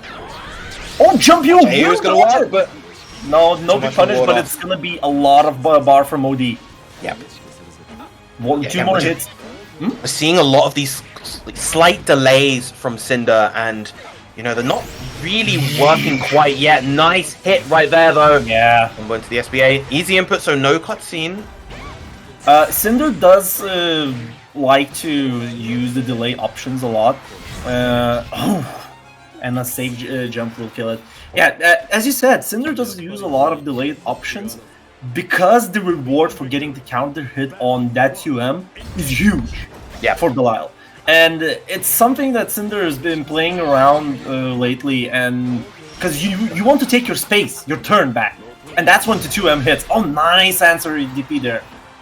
Yeah, Cry's been doing a really good job just reacting to the airborne states that Cinder's putting herself in. Lovely pickup right there, gets the extension. Not all the way to the Asmodeus, unfortunately. Slightly too high. Ryan goes into throw, and now you're dealing against the install Vera there. Now the bar is on Bilal. Oh, no! Oh no. Oh no. And burning already. Interesting. Instead of just going into the... I feel like Asmodeus right there was the play. Gets the counter as well on the MDP. That's going to be extension. Cinder now one round away from advancing on the loser side of top 8. That's kind of funny, to be honest. The MDPs in Midfield just ran out in time. Yep. Right, working out there slowly but surely. Cry is now trying to figure out what to do against Cinder. Because Cinder is just getting a lot of reward from those stray counter hits. Probably Cry would need to just... Oh! The reset! The reset into the easy into command grab, gets the immediate hit, and see, this is what we were talking about before. Going for those immediate options, getting those openings now. The layer 1 is working, but the 5U... If there's a chance for Cry to make this comeback, it is now. Here comes the OD from Cinder. Yeah, OD is out there, and now it's gonna be a mountain to climb unless this confirms. No!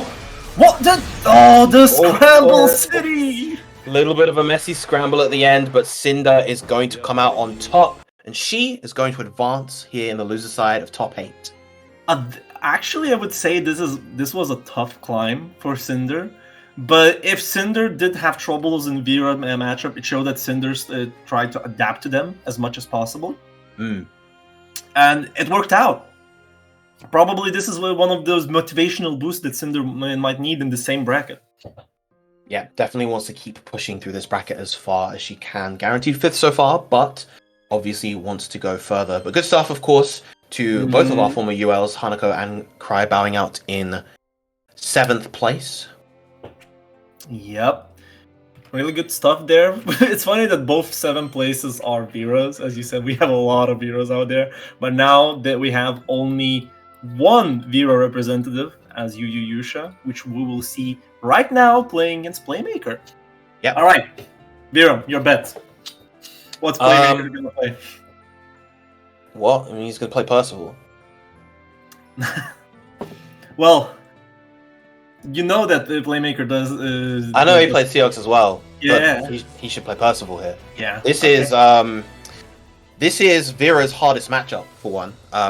Speaking at honestly pretty much every level.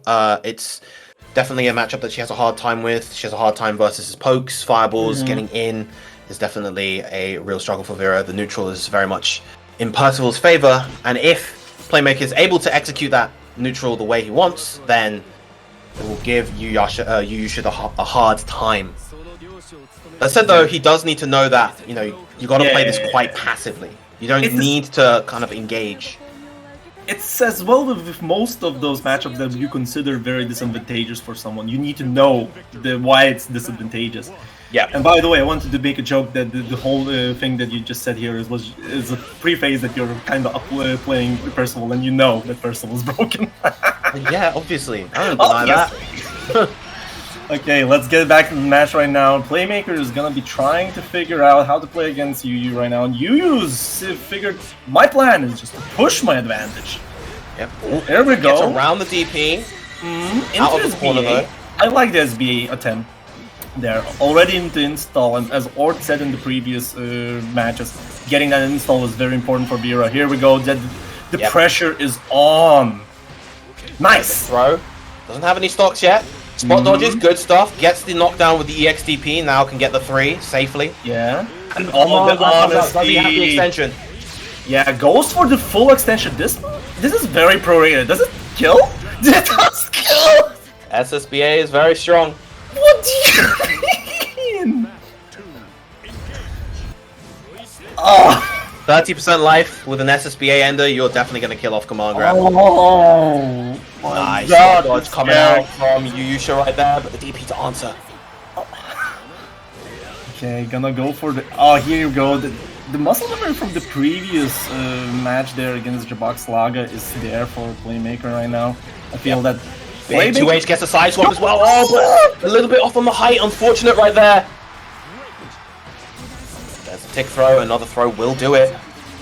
Yeah. It's the overheads. Okay. We're probably going to see an OD coming out soon from Playmaker. No. Never mind. Contested the dash again. Yeah, Playmaker likes to cancel those King's Dashes from 2M mostly. Yeah. So Lord, with the Lord Strikes, I want to see, a bit more of the Schneiden right there. Make sure it's well spaced in order to be able to get that frame trap against Yusha trying to challenge right there. yeah, so many neutral jumps from Playmaker. What is he trying to find? I wonder. Well spaced jump right there from Yusha. Working out there. Here we go. This is the close light 2L into him. Very close game so far. There's the OD. Yeah, OD is gonna help a lot for Playmaker because right now. Oh, what? Kill! Yeah. Here we go. Nice and simple, straight into the SBA. Yeah. I think you maybe tried to go for a DP for an anti-air right there. Unfortunate on the timing. That's going to be the game to Playmaker. Either it was a DP or it was a bodge timing on the anti-air button. Battle 1. One of those two. Because it both would have been really great for nice. This is one of the things that you need to know against Percival is that representing spot dodging against the Lord Strike is important. Yeah, very, very much so. Early install for Yu as well. Again, Here we go, challenging the right mash. There we go. there. Yep. So combo into the XTP. Very cute mashing from there from Playmaker, trying to just keep off the Yu from doing, you know, the cheeky run-up throw shenanigans. Ooh, ambitious with that air throw attempt, and that's going to lead to a lot of damage in the corner. Misses the link into the close heavy. Yeah. But again, the OD comes out from Playmaker. I feel that Yu, if... Oh, overzealous with this SBA. Does he know it's unblockable? No, he doesn't. He doesn't know. No, he doesn't know! That's dead. Yeah. Oh no. Even just running forward and rolling would have been enough, I feel. Yeah, you could have also pressed the button at that range. Yeah. Risky, but like it would have been on Playmaker to try to respond right there, and now has a lot of momentum going forward. Can just keep chucking these fireballs with punish. And yeah, this is real tough. Looking at very big mountain to climb there for Yu.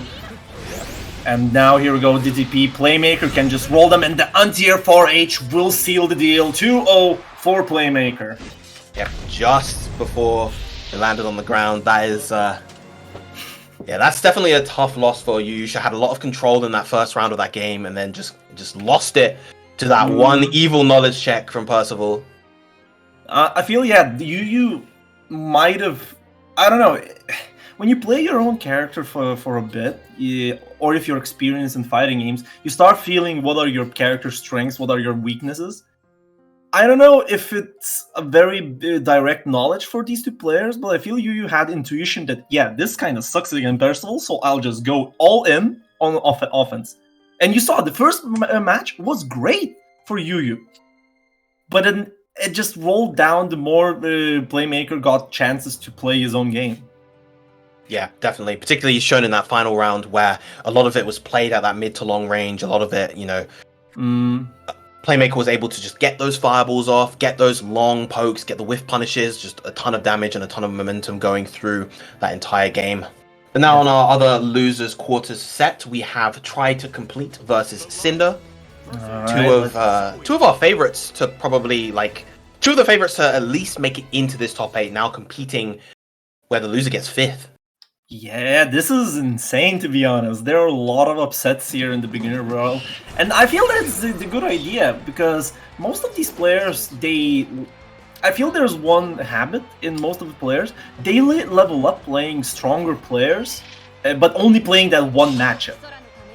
As I said, probably the key of this whole beginner Brawl and why I feel it should bring out people more motivation to learn is finding newer matchups to play, finding the more knowledge, and just broadening your horizons.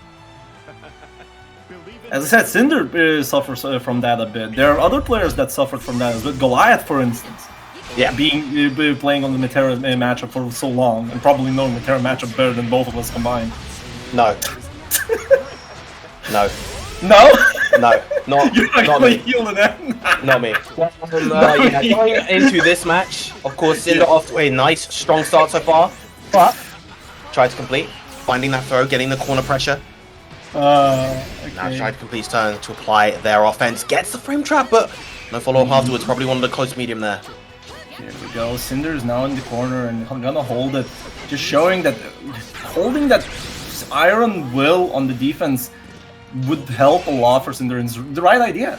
Yep, Zoe very is patient dangerous. defense. Yeah, Zoe is very dangerous if you show just a tiny bit of impatience. Oh, here we go. OD on the plus frames, not holding that. Okay, funny EX lightning strike. Gonna Nice go. shot. Nice! Right. Good block button. Ready for the check, but what's the next dragon mix? Nothing. Nothing! The mix was nothing. Oh no! Oh no! And- Oh no! No! And the Oh, no, ultra no, no, towards no. his death. Straight into the SSBA. Yeah, Lovely that's- ult back from Cinder. Oh. There we go. That's gonna be first round to Cinder. Actually, very long round to be honest, and kind of very equal. So maybe both players are trying to figure out the information about each other. Okay. Oh, that was Saw an anti-air attempt from Try to Complete right there. Gets the count hit on the MDP again. Yeah, plus Frames. frames. And Cinder looking real poised to take this so far, and just that unrelenting Bilal pressure in the corner. The Yeah. OD comes out. You cannot win now. No, that was a checkmate right now. Cinder had tried to complete, dancing on Cinder's palm right now. It's looking really rough for try to complete. One tip I would give, and I feel that try to complete is using it. Take your time before pressing rematch. Yep. You have those 30 seconds, but you have time to change your character back to the same character. It's legit. Okay, -8, no punish there. There we go. Cinder is currently showing the same strength, I feel, than previous matches that we've saw. Cinder is just... When Cinder gets a hit, it's maximum reward. Yeah. The hits from Cinder are a lot more meaningful, but on top of that, lovely anti there. But on top of that, it just feels like Cinder knows how to deal with Try to Complete's offense generally better than Try to Complete knows how to deal with Cinder's. That is true as well. But I feel that Try to Complete's offense it might sound a bit weird here, but I feel that Try to Complete's offense is somewhat on more passive side. He definitely likes to hold it there and figure out how to open up your opponent, rather than just pushing the offense and not letting the thing. Yeah. Suddenly, though, now this is very much in Try to Complete's favor. The reset with command grab, again, easy input, is not Easy going to get the input. KO right there, Yeah, but the 2L afterwards. Yeah. Try to Complete just a little bit too desperate to get away from that situation. Yeah. Okay, here we go. Air stall. Right now we're looking at the set point. No anti-air on the 2H. Yep. Again, just both these players just a little bit off on the timing of that anti-airs. Big far heavy right there. Gonna cash out into the Asmodeus mid-screen, but answered back. Yeah. Overhead, but no, it doesn't comment from it. You have to Mistimed. delay that slightly. Yeah, it is a tiny bit mistimed there. Nice whiff punish. Yeah, lovely with punish, lovely anti-air as well. One more guess, we'll do it. This is looking currently like Try to Complete's round. I was about to just stop myself because commentator jinx is a real thing. Yep. So the 2H was there to take the round. Try to Complete still alive. Yeah. That is negative. Oh, and tried to press after the 2Ms as well. That's going to be over half the life just gone. The command grab again. Yeah, this is looking very rough right now for Try to Complete. A set point and the counter hit. Cinder knowing that Try to Complete cannot deal with Cinder's offense whatsoever. And that's how it's going. You're putting the pressure cooker right now. Yep, that was a suffocating round right at the end from there from Cinder. Excellent stuff. And that as a Belial is exactly the kind of round that you want to play, that you want to experience. Just everything kind of going your way. You get that opening gambit and you're just applying this relentless pressure. The copy passes, of course, coming out in chat, I assume. Yeah, they're everywhere. But you know what's even more fun? I would like to put it into perspective a bit of story time here, because Cinder despises Zoe matchup. Yes, that's very And true. this Of is- course, this is essentially like that was sort of a grudge match in that essence. because- Yeah, and Cinder got on top. As I said, probably Cinder is going on defeating her own demons right here in this beginner brawl. Yes, exactly. I believe these two. I want to say these two played in weekly either last week or the week before, Yeah. and it was a very dominant one-sided set for Try to Complete. But Yeah. Cinder really coming through her accounts, managing to advance into the loser semis, where she'll be playing against Playmaker next. But Wait, are we we? doing? Yes, on streamers mark that we're going to be doing losers semis before the winners finals. It's not how the things roll here. The next match usually goes for the winners finals, and it's a first three as well. We should probably go off the cabinet if it's not set up. Yeah, can we get confirmation from our lovely TO? Yes. That it's going to be winners finals or losers semis? Off the cab. Yeah, sorry, it is winners finals as it should be. I don't know why Challenge is marking it that, but it should be winners finals, and it will be. It's the funny part, yeah. But yeah, we are done with our losers matches here now, as confirmed. And our next match is gonna be the winners finals. The players we haven't seen for a bit. Jabox Laga versus Scar Novak. Jabox Laga. And you know, it's funny. It's a long-known beginner in the beginner brawl named Jabox Laga versus a new face. So, in winners finals as well. Yep, very much so. Remember to hop on spectate. Very thank you, Virum, for covering me up there, reminding me that I should do that. Here we go. All right, and of course, now that we've reached top 3, of course, we have a lot of beginner, newer players here. So, for those of you who don't know, once we reach the top 3, the sets become first to 3, so best of 5 instead of first to 2, as we've been doing throughout the whole bracket. We're seeing the Avatar Bilal coming out. Here we go. Back this time. I feel that this is gonna be a violent match because we've seen very much so. We've seen Scars play, and let's see if Scar can deal with Jabox Laga's play. And here we go to you getting in the corner with a good jumping out from the throw and the punish. It's already full action pack from the get-go. Yep. Taking those plus frames. There's the command grab. Barbatos into the pact. Another one ready with a DP. Good stuff from Scar Novak. Okay. Spot dodging is a very good tool against Avatar Belial, but now you got clipped by the 2M into Rekka, and that's death. Avatar Belial even being made out of paper, probably the least health, and as well with the health draining mechanic. He still deals a crap ton of damage, let's be real. He hits very hard. It's funny because this character doesn't have the highest maximum damage, but he gets so much off of all of these kind of random hits. Love the idea to use the laser to beat the DP that time. Oh my God, just look at this. Yeah, Jabox Laga currently controlling the match. First one going to him right now. Lightning fast game 1, and honestly, that was essentially a perfect, in spite of what the HP said, just because all of that HP was taken away from the EXs and the pacts. Let's be real, I don't want to see Abel getting perfect. Yeah, that would be kind of terrifying. Alright. Loses the RPS that time again, just stuck in the corner. Go, here we go. Now, big 2H.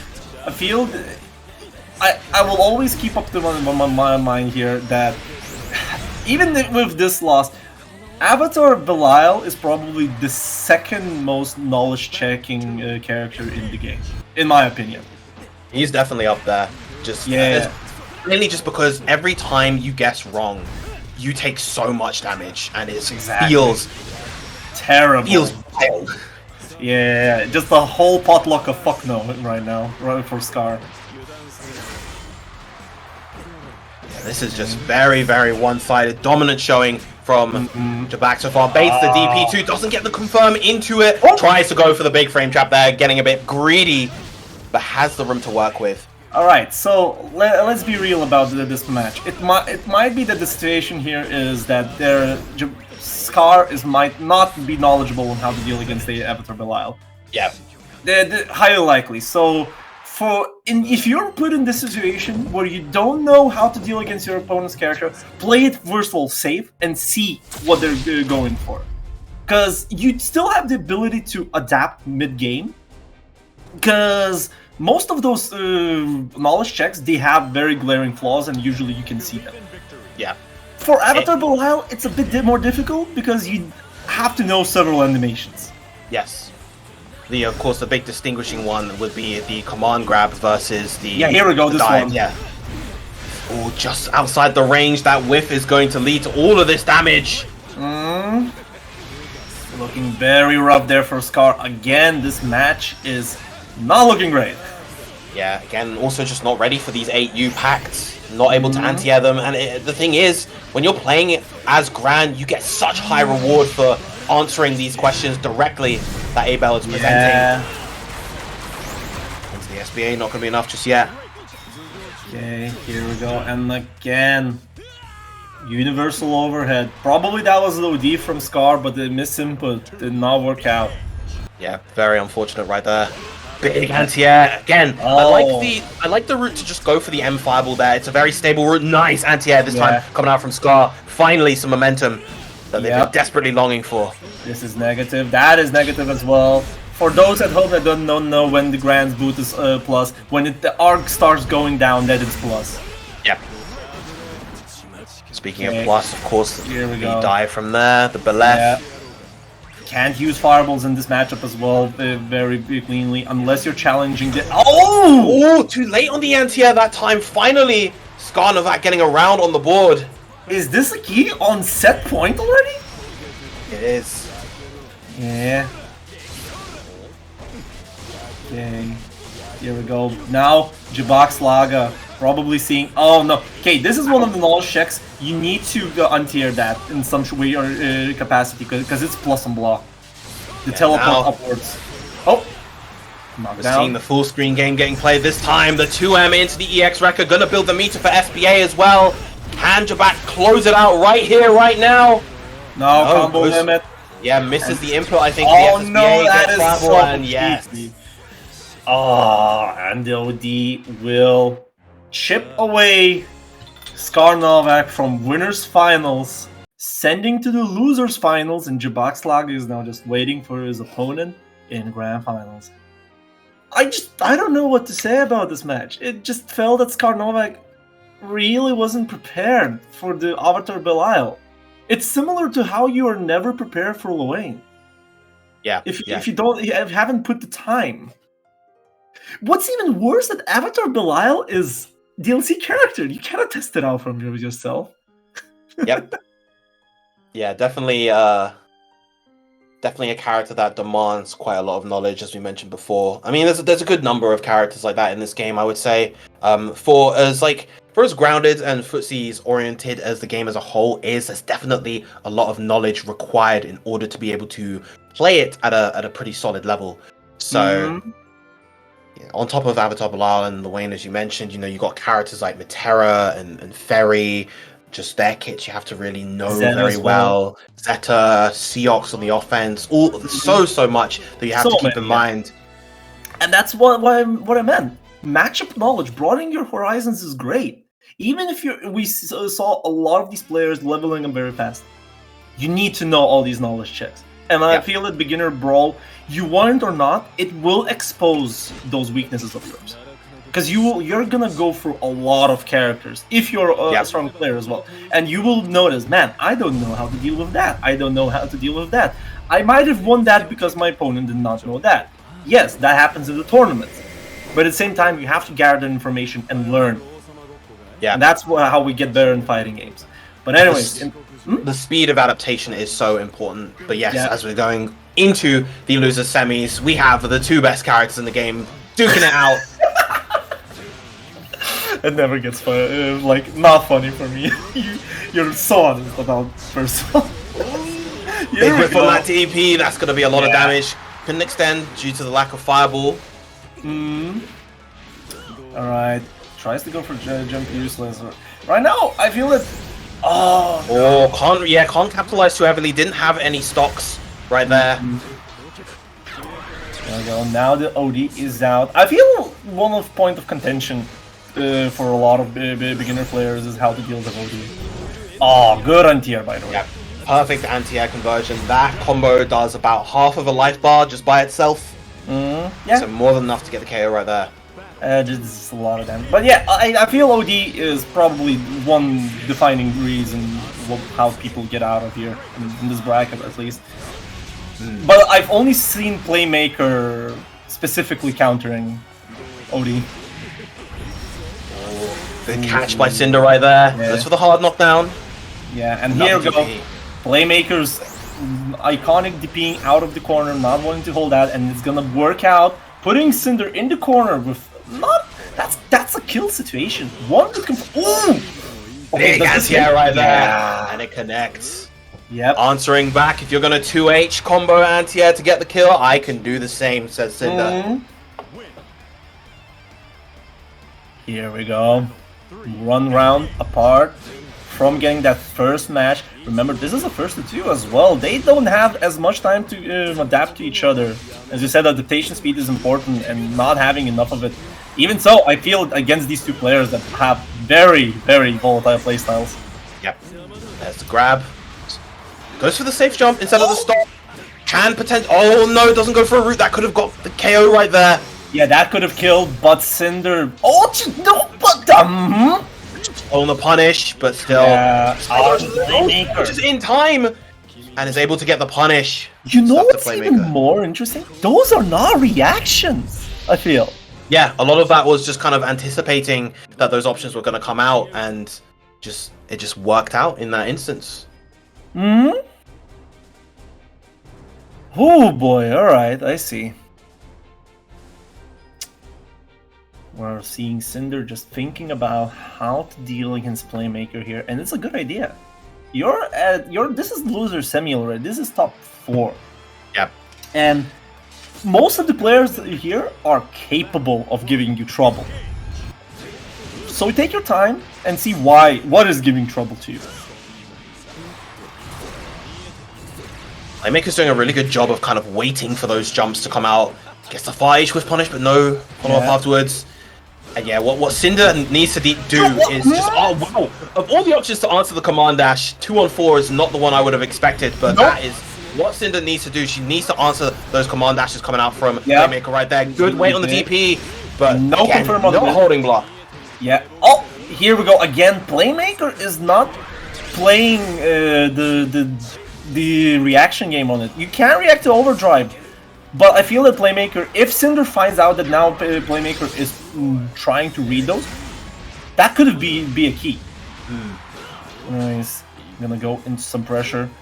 Oh, good jumping! No punish on the far edge here. Gonna get the throw, and we're looking at very low health situation there for Playmaker. One more hit will do it. Not gonna burn anything. 30 seconds on the clock for both players, and Cinder has the advantage, but the anti-air Playmaker's been doing them so well! Yeah, really, really on point with a lot of these 2Hs. Now Playmaker 1 round away from advancing to losers finals. Big J useless right there, all the way into the corner. Yeah. Not going to get the command grab reset. Yeah. Forwarded Percival stocks. You do not want to do this. The command grab is going to be coming soon. I feel it in my bones. The Melody instead. Oh, this is gonna be big for Cinder. There it is, but out of range. Yep. Playmaker really likes to use. Oh, now this time it's gonna be punished. You're reading too early. But no, the jump H into 4M. Spike will do it, and Playmaker gets the second match sealed. Now, going to losers finals to fight Scar. Good show there from Cinder, and I feel that Cinder, there are a lot of things that Cinder could have done there, but at the same time, Cinder did show that Cinder's Belial is up there. Yeah, she definitely demonstrated just a lot of very solid fundamental play coming out from the Blau, a lot of knowledge, and honestly, very good run, if just because she was able to conquer her demon and try to complete. That in and of itself is definitely something that she should be proud of right there. Oh. And that would be it, leaving our top 3 contestants being Jabak Slaga waiting for the winner of this upcoming match. Playmaker versus Scar. And Playmaker is taking time to take a breather. Because, you know, high tension situations, you gotta take that breather. Come on. Breathing is important. Just had those 2 sets in a row. Mm. Sometimes you just need to just take that break, just compose yourself, collect yourself, maybe grab a drink of water or something. Oh yeah, definitely. Ah, yeah, we can actually do some predictions. We're gonna be going into Grand Percival matchup, and you being one of the better European Percivals here in Europe, how do you feel about Grand? Character stresses me out, man. The character is because the neutral it should be like a very controlled neutral. You have the range as Percival to be able to dictate the pace of that, but Grand finds those one openings and he snowballs very, very well. And particularly now in the current version of the game, he has become more consistent at just being able to capitalize on even relatively small hits and just dragging you to the corner and getting those explosive corner combos afterwards. Yep. So in that regard, the matchup is definitely a little bit easier than it used to be, but still, you got to worry about the giant buttons of Percival. You still got to worry about poke into Zoraisen. It's tough. You have to be really disciplined in how you play neutral. Yeah, definitely. I feel it comes from the fact that Gran, as you said, Percival has huge buttons to dictate the momentum, and Gran just having those very stubby buttons, he has to be very sure of how he's gonna be entering on Percival. Is it gonna be calling out the far H with a jump? Is it gonna be trying to play against the far M with other run-up shenanigans? And that just makes it very hard for Gran. But at the same time, as you said, whoops, one EX boot in the corner. Oh well, guess I'll die. Yeah. The great equalizer. EX boot. The EX boot. Alright, let's go into losers finals. A first through 3 match between these two great players right now. Playmaker versus Karnovak. Let it rip.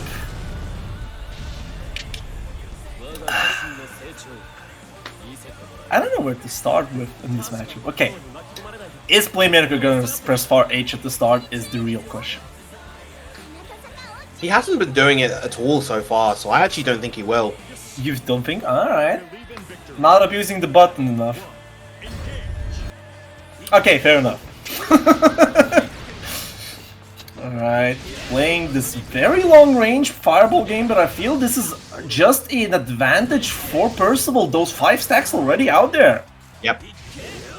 Definitely more than willing to just play at that long range. The jump plus far heavy already. There we go. Ooh, okay. One thing that I don't like what people do is doing universal overhead with those run-ups when you haven't introduced throw into your game.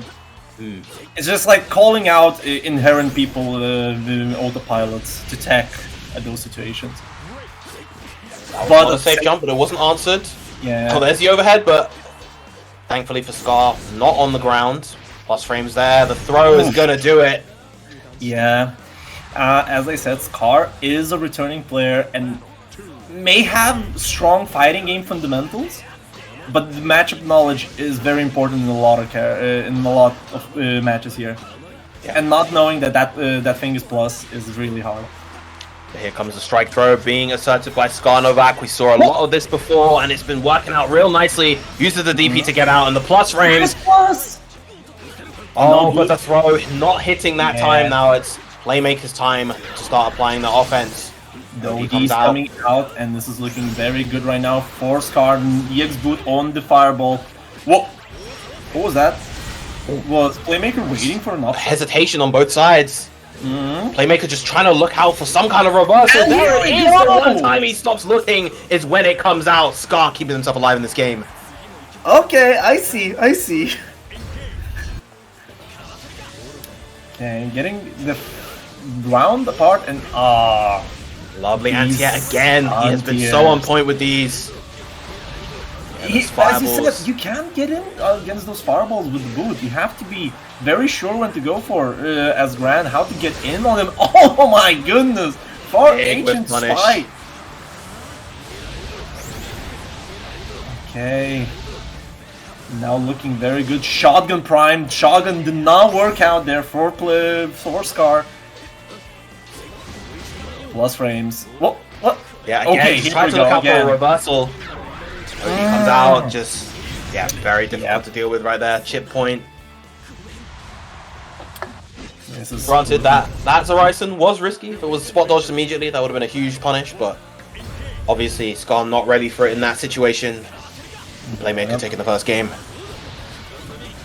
I feel Scar has the potential of taking this whole set, just that right now it's all about for Scar to find those moments to get in and just abusing the advantage. Here we go, run up after as a reset, and because the more Playmaker gets to play neutral or do his own offense, the more problematic it is for Scar, because Scar has to, well, face the things that he probably doesn't know how to deal with. Good jump in right there. Yeah, here we go. And control. Oh, the side switch. The Awkward right there. Frogger! Okay, here we go. Scar is just playing Frogger game so hard. And, Big punish. That time gets the bait on the DP. Tries to spot dodge the OD too preemptively again. This is one of, I feel, one more weaknesses from Playmaker. Learning how to react to OD is a skill of its own, but it's possible. Oh, just preemptively out the blue. Okay. Jumps over it, gets the punish, and gets the KO as well. Good stuff to Playmaker, good awareness. Yeah. Battle 2. Looking really good here. Into reset, into throw. This is looking extremely well for Playmaker. Another one. Oh! The backdash? Yep. This option exists in this game, apparently. Backdashes, they are not strive backdashes. There's no invul on them. But Yep. Well, they're throw invul. That's the only thing that you can use them for. Nice, that time just... These mashed, the 2-1-4, the medium follow-up from the Lord Strike have been doing so much work. Misses the punish versus the EX boot. Working out there. Scar is looking very rough now. Into plus frames again. Scar used the delay tech and it worked out. OD again on the similar timing. Okay, goes for the OD and gets punished. You cannot use at any range if it whiffs against Percival. You will get punished. Unless it's like very, very full screen and he doesn't have SBA or Lord Strike available, yeah, you're getting punished. Alright, so we're going into 2-0 currently for Playmaker. Alright, finally Scar getting that momentum started. Good tech on the throw. Okay, oh! Corona handshake again! Oh, the Melody! Yeah! That's gonna be big for Playmaker. And now Scar is just trying to figure out what to do. Yeah, that is negative. Good challenge there. The whip punish! Nice! Big whip punish, combos all the way into SBA. That's gonna be the round. For Scar Novak. Whiff punishing with the EX boot. This is why you die against Grant. Yep. Yeah. Tried to go for an air throw right there. Definitely an option that Playmaker quite likes to do in those situations. Yeah, shotgun prime. Now looking for an option there. Oh, that's huge! Alright, that was a little follow-up. That's unfortunate. Yeah. Even so, I feel that was the shotgun just getting primed on the Lord Strike. Once again, the tick throws coming out from Scar Novak. Okay. Lovely exploiting the minus frames right there. Oh, big 2H! Whoa! And the safe jab as well. Oh Scar Novak, what an answer back. Gets the round and gets the game. First match to Scar. Scar probably might have figured several momentum things. There are like very grindy gears at some points. But I feel that Scar has the potential. And it just showed. Okay. Oh, tries to go for the whiff punishing and the Corona handshake. The Maliki again. Deja vu! Oh my goodness, spot dodges the DP that time. Could have got the extension with the fireball, but another DP brave of Scar to go for that. A little bit too late on the 2H. No anti-air there will be big, and Playmaker answers with the DP. And now you're looking at very rough situation there for Playmaker. That's not chip point yet. But now here we go. OD is out. Chip point is out of the question. I feel, Grant, if the Playmaker is going to be pushed in some way, shape, capacity to the corner, that's a kill situation. But right now, Playmaker controlling the neutral, has the time in the world, and catching with the Lord Strike low. Yep, Getting finally that going for that Schneiden after using the mush so much just to pressure reset over and over again. Gets that critical damage right there. Okay, bit by bit. That was negative. And the Playmaker will probably not recognize it, but jumping out of the corner. Yeah, good thing that Playmaker has in mind to not be in the corner as much as possible. The super jumps do work very well against Gran. Oh, the hit of that JU coming through. Okay, these fireballs are working out so well. 60 seconds on the clock. Anything? I feel that this is gonna end on the strike! Oh, walks into the range of the far heavy. It does have quite a lot of active frames, and Playmaker gonna take this 3-1. It looked so good in that third game for Skarnovac, but Playmaker just reset that pace and is going to advance to Grand Finals. Yep, that will be it for Skarnovacs. I feel the biggest new face in this top 8, showing very beautiful Grand play played out there. But now, we got a score to settle. Playmaker versus Jabak Slaga. I think if my memory serves right, they did play. This is a Yes, grudge? they played in winners semis at the start of the top 8, and it was 2-1 to Jabak. So this is gonna be a salty run back for Playmaker in front, but coming from the loser side. You know, Playmaker will have to win 6 matches.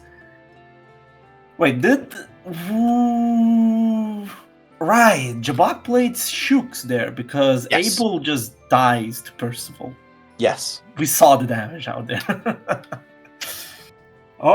Before we get into our grand finals, which would be Playmaker versus Jabak, the run back of the century, there's a bit of a rivalry between these two going on.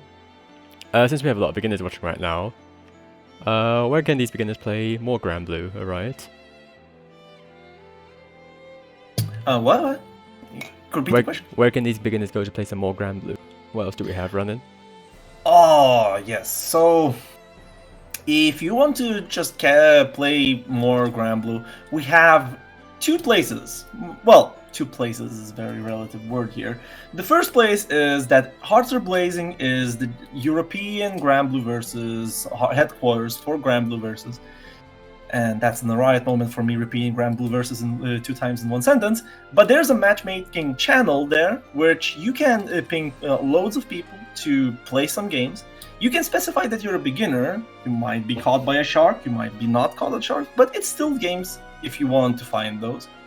And otherwise, we have events, and there are multiple events that happen weekly. Like on Mondays, we have the Grand Blue versus weeklies, which you can see some exhibition matches for first to 5.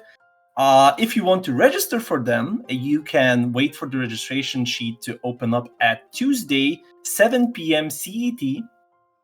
6 p.m. CET, where you can specify that you're a beginner and you will be matched accordingly. But as well as you can find some matches on the lobby night, which happens on Wednesdays at 8 p.m. CET, where you can just, play anybody you want in a first to 2 setting as much as you like. Roll around the other players, because this is one of the days where European lobby is alive, so it's very advised to play. And there are multiple more events if you want to play. So, and I feel that I've been just using my mouth so much. Oh my god, Virum. Well, in terms of other events that are happening throughout the week, there are also weekly tournaments in the form of the Womble weekends that happen on Fridays, hosted by Titanic Womble, who was also in this bracket, funnily enough. I believe fell just short of top 8, so good stuff to him nonetheless. Those happen every Friday evening, and then on Saturdays we have hosted by Cake, the Promenade series, very similar sort of weekly, just happening a very similar time on the Saturday every week. In addition to that, we tend to have special events every now and then that happen at different times, including, of course, this Beginner Brawl. And upcoming, I believe we have a sort of trio 3v3 event being hosted in a couple of weeks. Yeah, on April 13th, if I'm not wrong, on Thursday, we're going to be having a free versus free team event named Contraband, with one very small gimmick, which I usually tend to forget and never say out loud, is that the opposing team can ban one of their opponent team's character. So it just makes a very different idea what team dynamics you want to make. But yeah, that's one of those events, as well as we have Serpent's Parade, which was recently announced by Kate. So be sure to follow up the news. And I feel, wait, if I remember right, it's on the 23rd? Yeah, so it starts on the 22nd of April, and it's essentially, I want to say, I believe it's a series of tournaments sort of tiered into different tiers depending on the caliber of players and the quantity of the caliber of players that attend. If a lot of the higher level players in Europe attend, the score, the rating, the tier of the event goes up. And so you accumulate points over a series of tournaments across different events depending on their tier. So that's definitely something to look out for repeatedly. By the way, if you feel that those events sound very intimidating for you, don't worry, because it is just a part of learning the journey in fighting games. Joining them is advised, but, well, I don't know. Personally, I feel that if you just join around and talk with us, we will always give you all the tips you need and want in all those tournaments and events, how to play better, how to feel better about playing in those tournaments, and yeah, just know that. Indeed we will. And speaking of talking, we have a grand finals to talk about here between Jabak Slaga and Playmaker. 3-1-1. Going with the A-Bell this time. Okay, and I see how it is. Already, not even 10 seconds into the game, and that is 40% of that life gone. Oh, doesn't commit to the jab. Yeah. One more hit will do it. This time jumps the overhead. So Jabak Slaga really likes to avoid the wake-up throws with the neutral jump. I feel that if people just went on more on the meaty game in the corner, because right now Jabak Slaga has just been doing all the time, and it's working out so well. Why? Remember, Avatar Belial explodes. That he does, especially in the face of Far Heavy into EX Horizon. That does so much damage. Not gonna get the punish versus the command grab right there.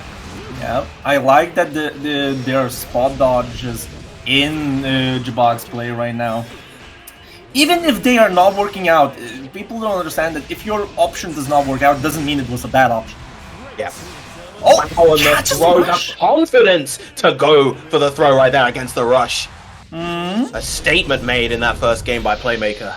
That was a fast first match for Playmaker.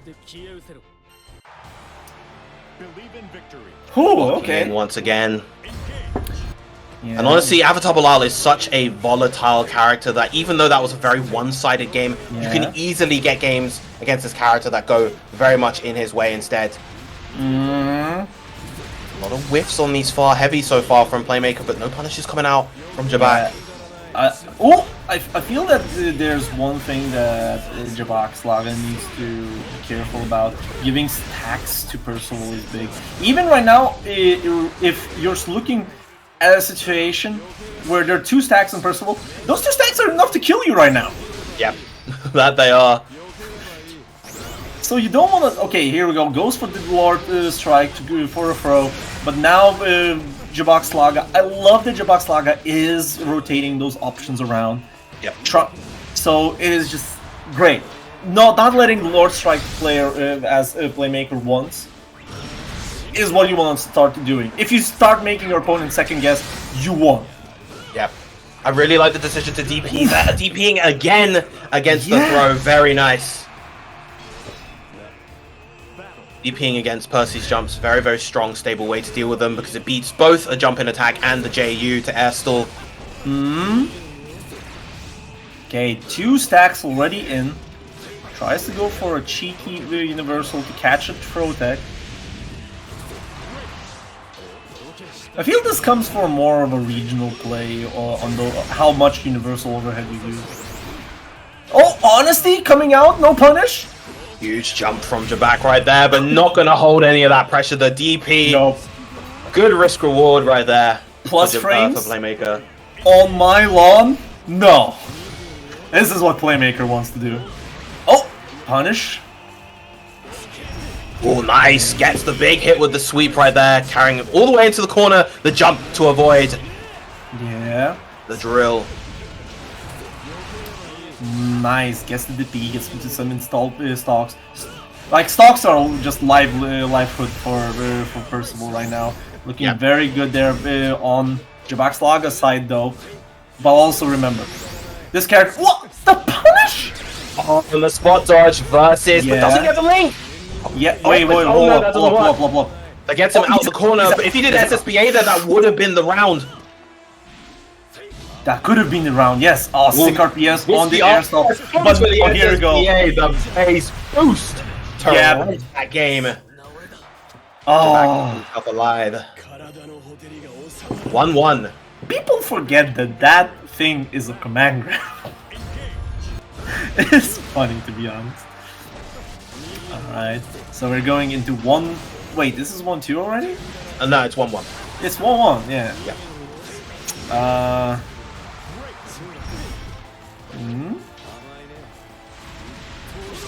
No, it's 1-1. It's 1-1.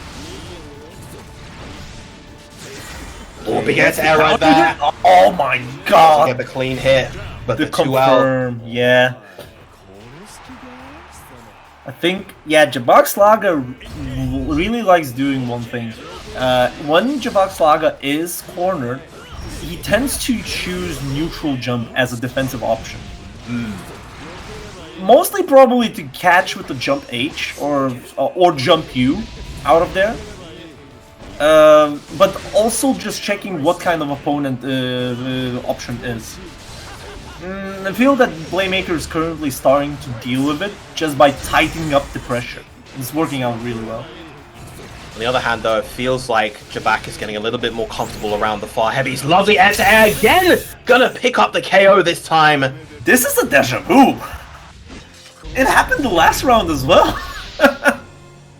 Right, this time Jabak retreating to the room, wants to switch things up from the A-Bell, probably going to swap to the Seox that was able to win him the first set against Playmaker. Yep, this is looking great for Playmaker right now. So Jabak Slaga, yep, goes to Seox, because Seox was effective, but have to remember, that went 2-1. Playmaker can still get that one match. Yep. To get the reset.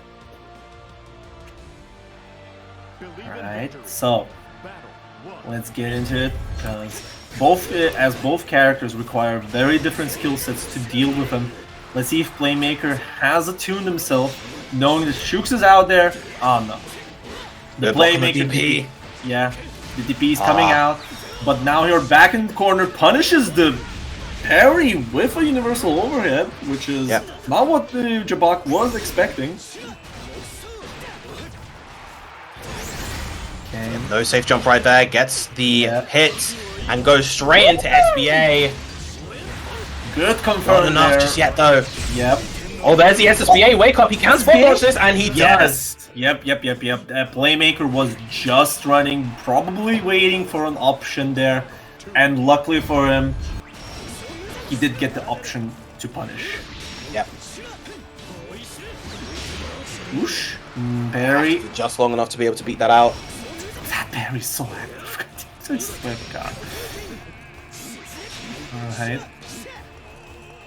Working in there. Oh! RM getting challenged by the Shooks' far H. And now we're looking at a tough situation for Playmaker. Being cornered. But here we go. Remember, empty hands were the winning card for Jabak Slaga. And he's not afraid to go. Good conversion there. Yep, into the unblockable. Oh no, that wasn't an unblockable OD. He mistimed it, but Playmaker didn't realize. Oh, getting a little bit overzealous again with that DP. Live and die by it. That's what Playmaker is all about, because I feel, Shooks' pressure is intimidating. You don't want to hold, and what? Playmaker's cornering himself. Oh, good, confirm. As well, as I said, it's hard to block Shooks, and sometimes you just feel that you need to DP, and that's where Jabak Slaga gets the biggest money. Yeah, look at all that damage off of that one empty hand. Nice throw on the parry. Take those plus frames, get that hit into the EXDP. 3 stacks on the honesty. Is on. And we're going into super, and this looking like a kill. Yep, that is a reset for Playmaker here. Reset! This match is not over yet. Not by a long shot. Seems that we're going to be getting another swap from Jabak. Jabak does have a regular Belial as well as the Avatar. Let's see who he's going to bring out. Yep. Remember, in Reset, it's a brand new match. Both players can change their characters. Dukov actually did that as well once, which was funny. I remember. But enough about other players. Still, we have these two battling about with peace and quiet in the background. Grand Final Set 2. Yep. Playing with this very regular Playmaker game, trying to go for staggered pressure into universal overhead. As I said, Jabak is not very keen on teching unless it's from the King Strike. So, King Strike? Lord Strike. Oh, missing out the 2-2M right there. Yeah, he tries to... Ooh! Good answer from Jabak, to be honest, because that was a checkmate for Playmaker. Could come out into the DP right there. Chooses to go for a safe jump. Oh, cheeky right there. Keeps it real simple. Makes sure that he guarantees the link into the SBA. Another round for Playmaker.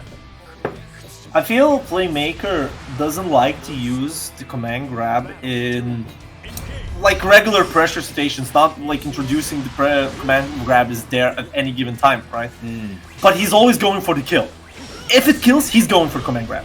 Yeah, again, Jabak real good on just not overextending after that empty hand. Has blocked a lot of these DPs. And now here comes the throw. You know, one thing I would say for Playmaker, if Playmaker is going for the piece, I would like him to go for hard knockdown EXTPs. Here we go again. This time you can't kill off of this, unfortunately. No kill. But hey, that's gonna leave one more situation for Playmaker, or one button at this point. There we go. Finally, the answer with that DP. Had enough time to squeeze it in after the fireball, and another game for Playmaker on the board. That's what you want! That is exactly what you want. Oh, okay, nice one from Playmaker, getting that first match again on the Reset Grand Finals. And here you go, the momentum is on Playmaker's side. Jabak Slaga, I feel it needs to start finding solutions to what Playmaker is doing. Empty hand was working before, but now Playmaker bit by bit starting to get used to them.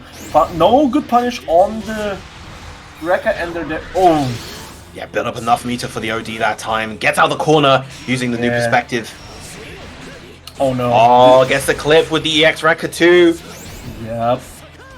Very unfortunate. The sick RPS with the parry. We're gonna leave it into one throw, and that's it. Very good stuff from Jabak right there, just varying up that pressure. Playmaker not ready in that instance. I feel one thing I would like to notice about Playmaker. Playmaker usually walks himself in the corner rather than Jabak getting the confirms and cornering Playmaker.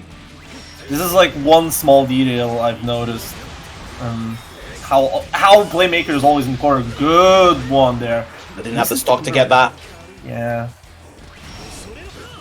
Yeah, Playmaker is very adamant to try to play at far heavy range rather than far medium, and as a result, he's constantly backing up. There's the OD again from Jabak. Nice air to air. Yeah, air to air. Playmaker again. Look at him just moving back to the. This is probably one of the reasons why Jabak Slaga has so many opportunities to kill. Okay, corner Playmaker goes for the OD just to get out of there. No confirm. Old going for the grab. Time goes for the overhead. Finally mixes it into the offense. Yep. So many players. Even Immediate attacking there. Even if you made bad choices on that certain RPS, that one reward in a very crucial tournament match is gonna be enough. Try to punish, back away, but now getting again frame trap. Situation repeating itself. Nice, good one. Finally gets it. Been looking for that for a while. And a huge hit. Look at all that damage. The JU to intercept the empty hand as well, but the jump from Jabak. Yeah, keeping the pressure up there. Both players have equal health, and they're not waiting for this round to end on the time. Both of them are showing trying to get into. Oh, confirm. These air to airs have been real good from Jabak so far.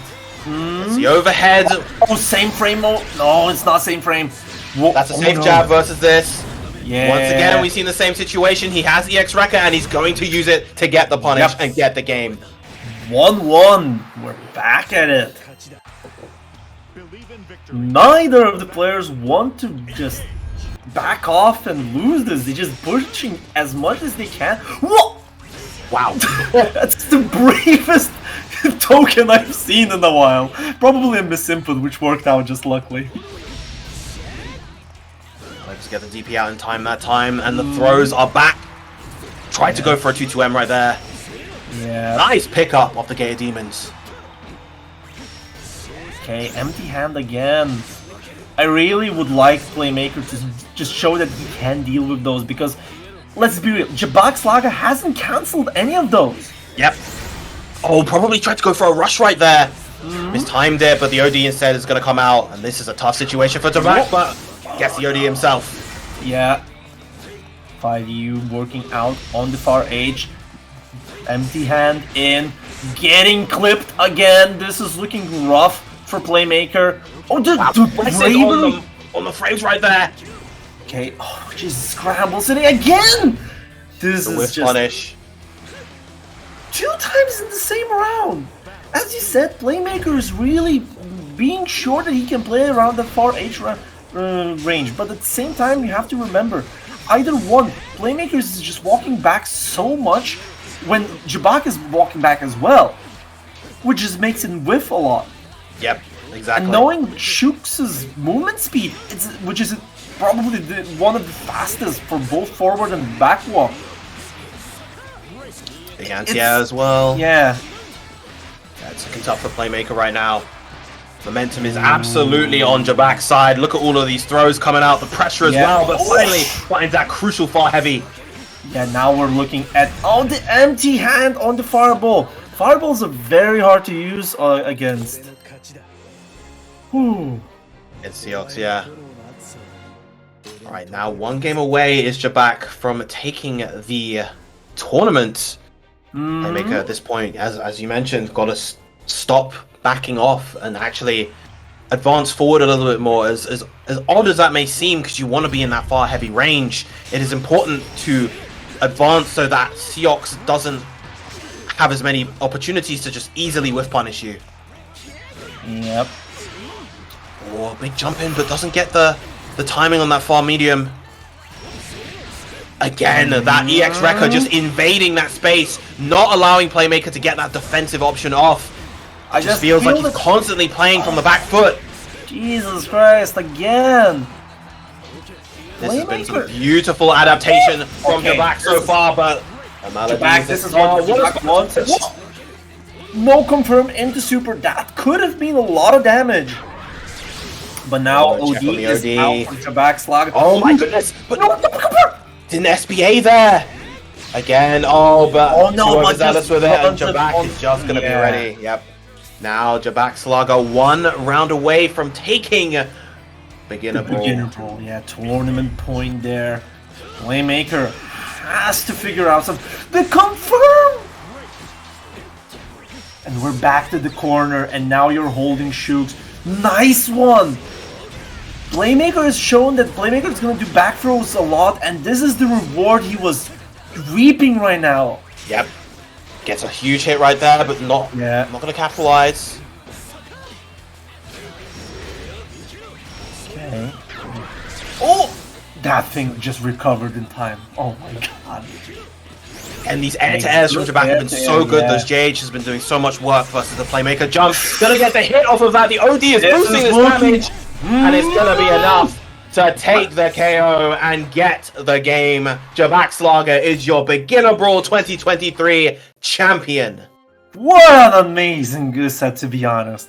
They were going back and forth, but Jabak Slager finally found that one thread of momentum. They just changed everything. Those air-to-airs, to be honest, I feel those were the real key there.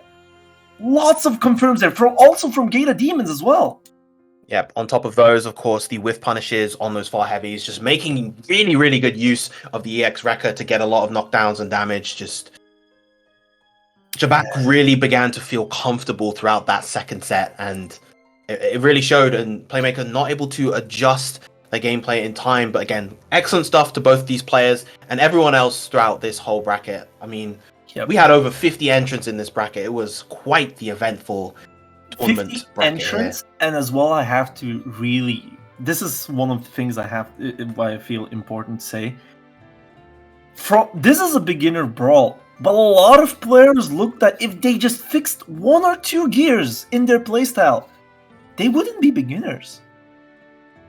Everybody showed lots of potential and lots of good plays, which probably surprised me as a experienced player in Grand Blue Versus as well. Yes, yeah, indeed. It's always so fun to see the spectrum of player levels in these events. And yeah, sorry to cut you off. But yeah, there was quite a good showing of newcomers today. As you can probably tell from my seeding just getting shattered. Most of my top 8 seeds are not here in top 8, but it's really good showing from. Honestly, everyone we saw was like, I was really impressed by. Wow, I haven't heard of this person, but they're actually playing pretty well, and they're playing competently against the people that I expect to do better. Yep. Yep. But yeah, really good showing from everyone involved. Really good showing from Jabak. Good adaptation in the last set. And really good showing from Playmaker for making it this far. I remember earlier Playmaker asked, "Hey, if I'm on stream, can I have Virum comms?" And I was like, I said no. If you want Virum comms, you gotta win. And I guess he was almost there. But he got almost all the Virum comms. He got it. he got as far as he could to be able to have my commentary for the whole time. So yeah, that was a man motivated. He had motivation behind his actions.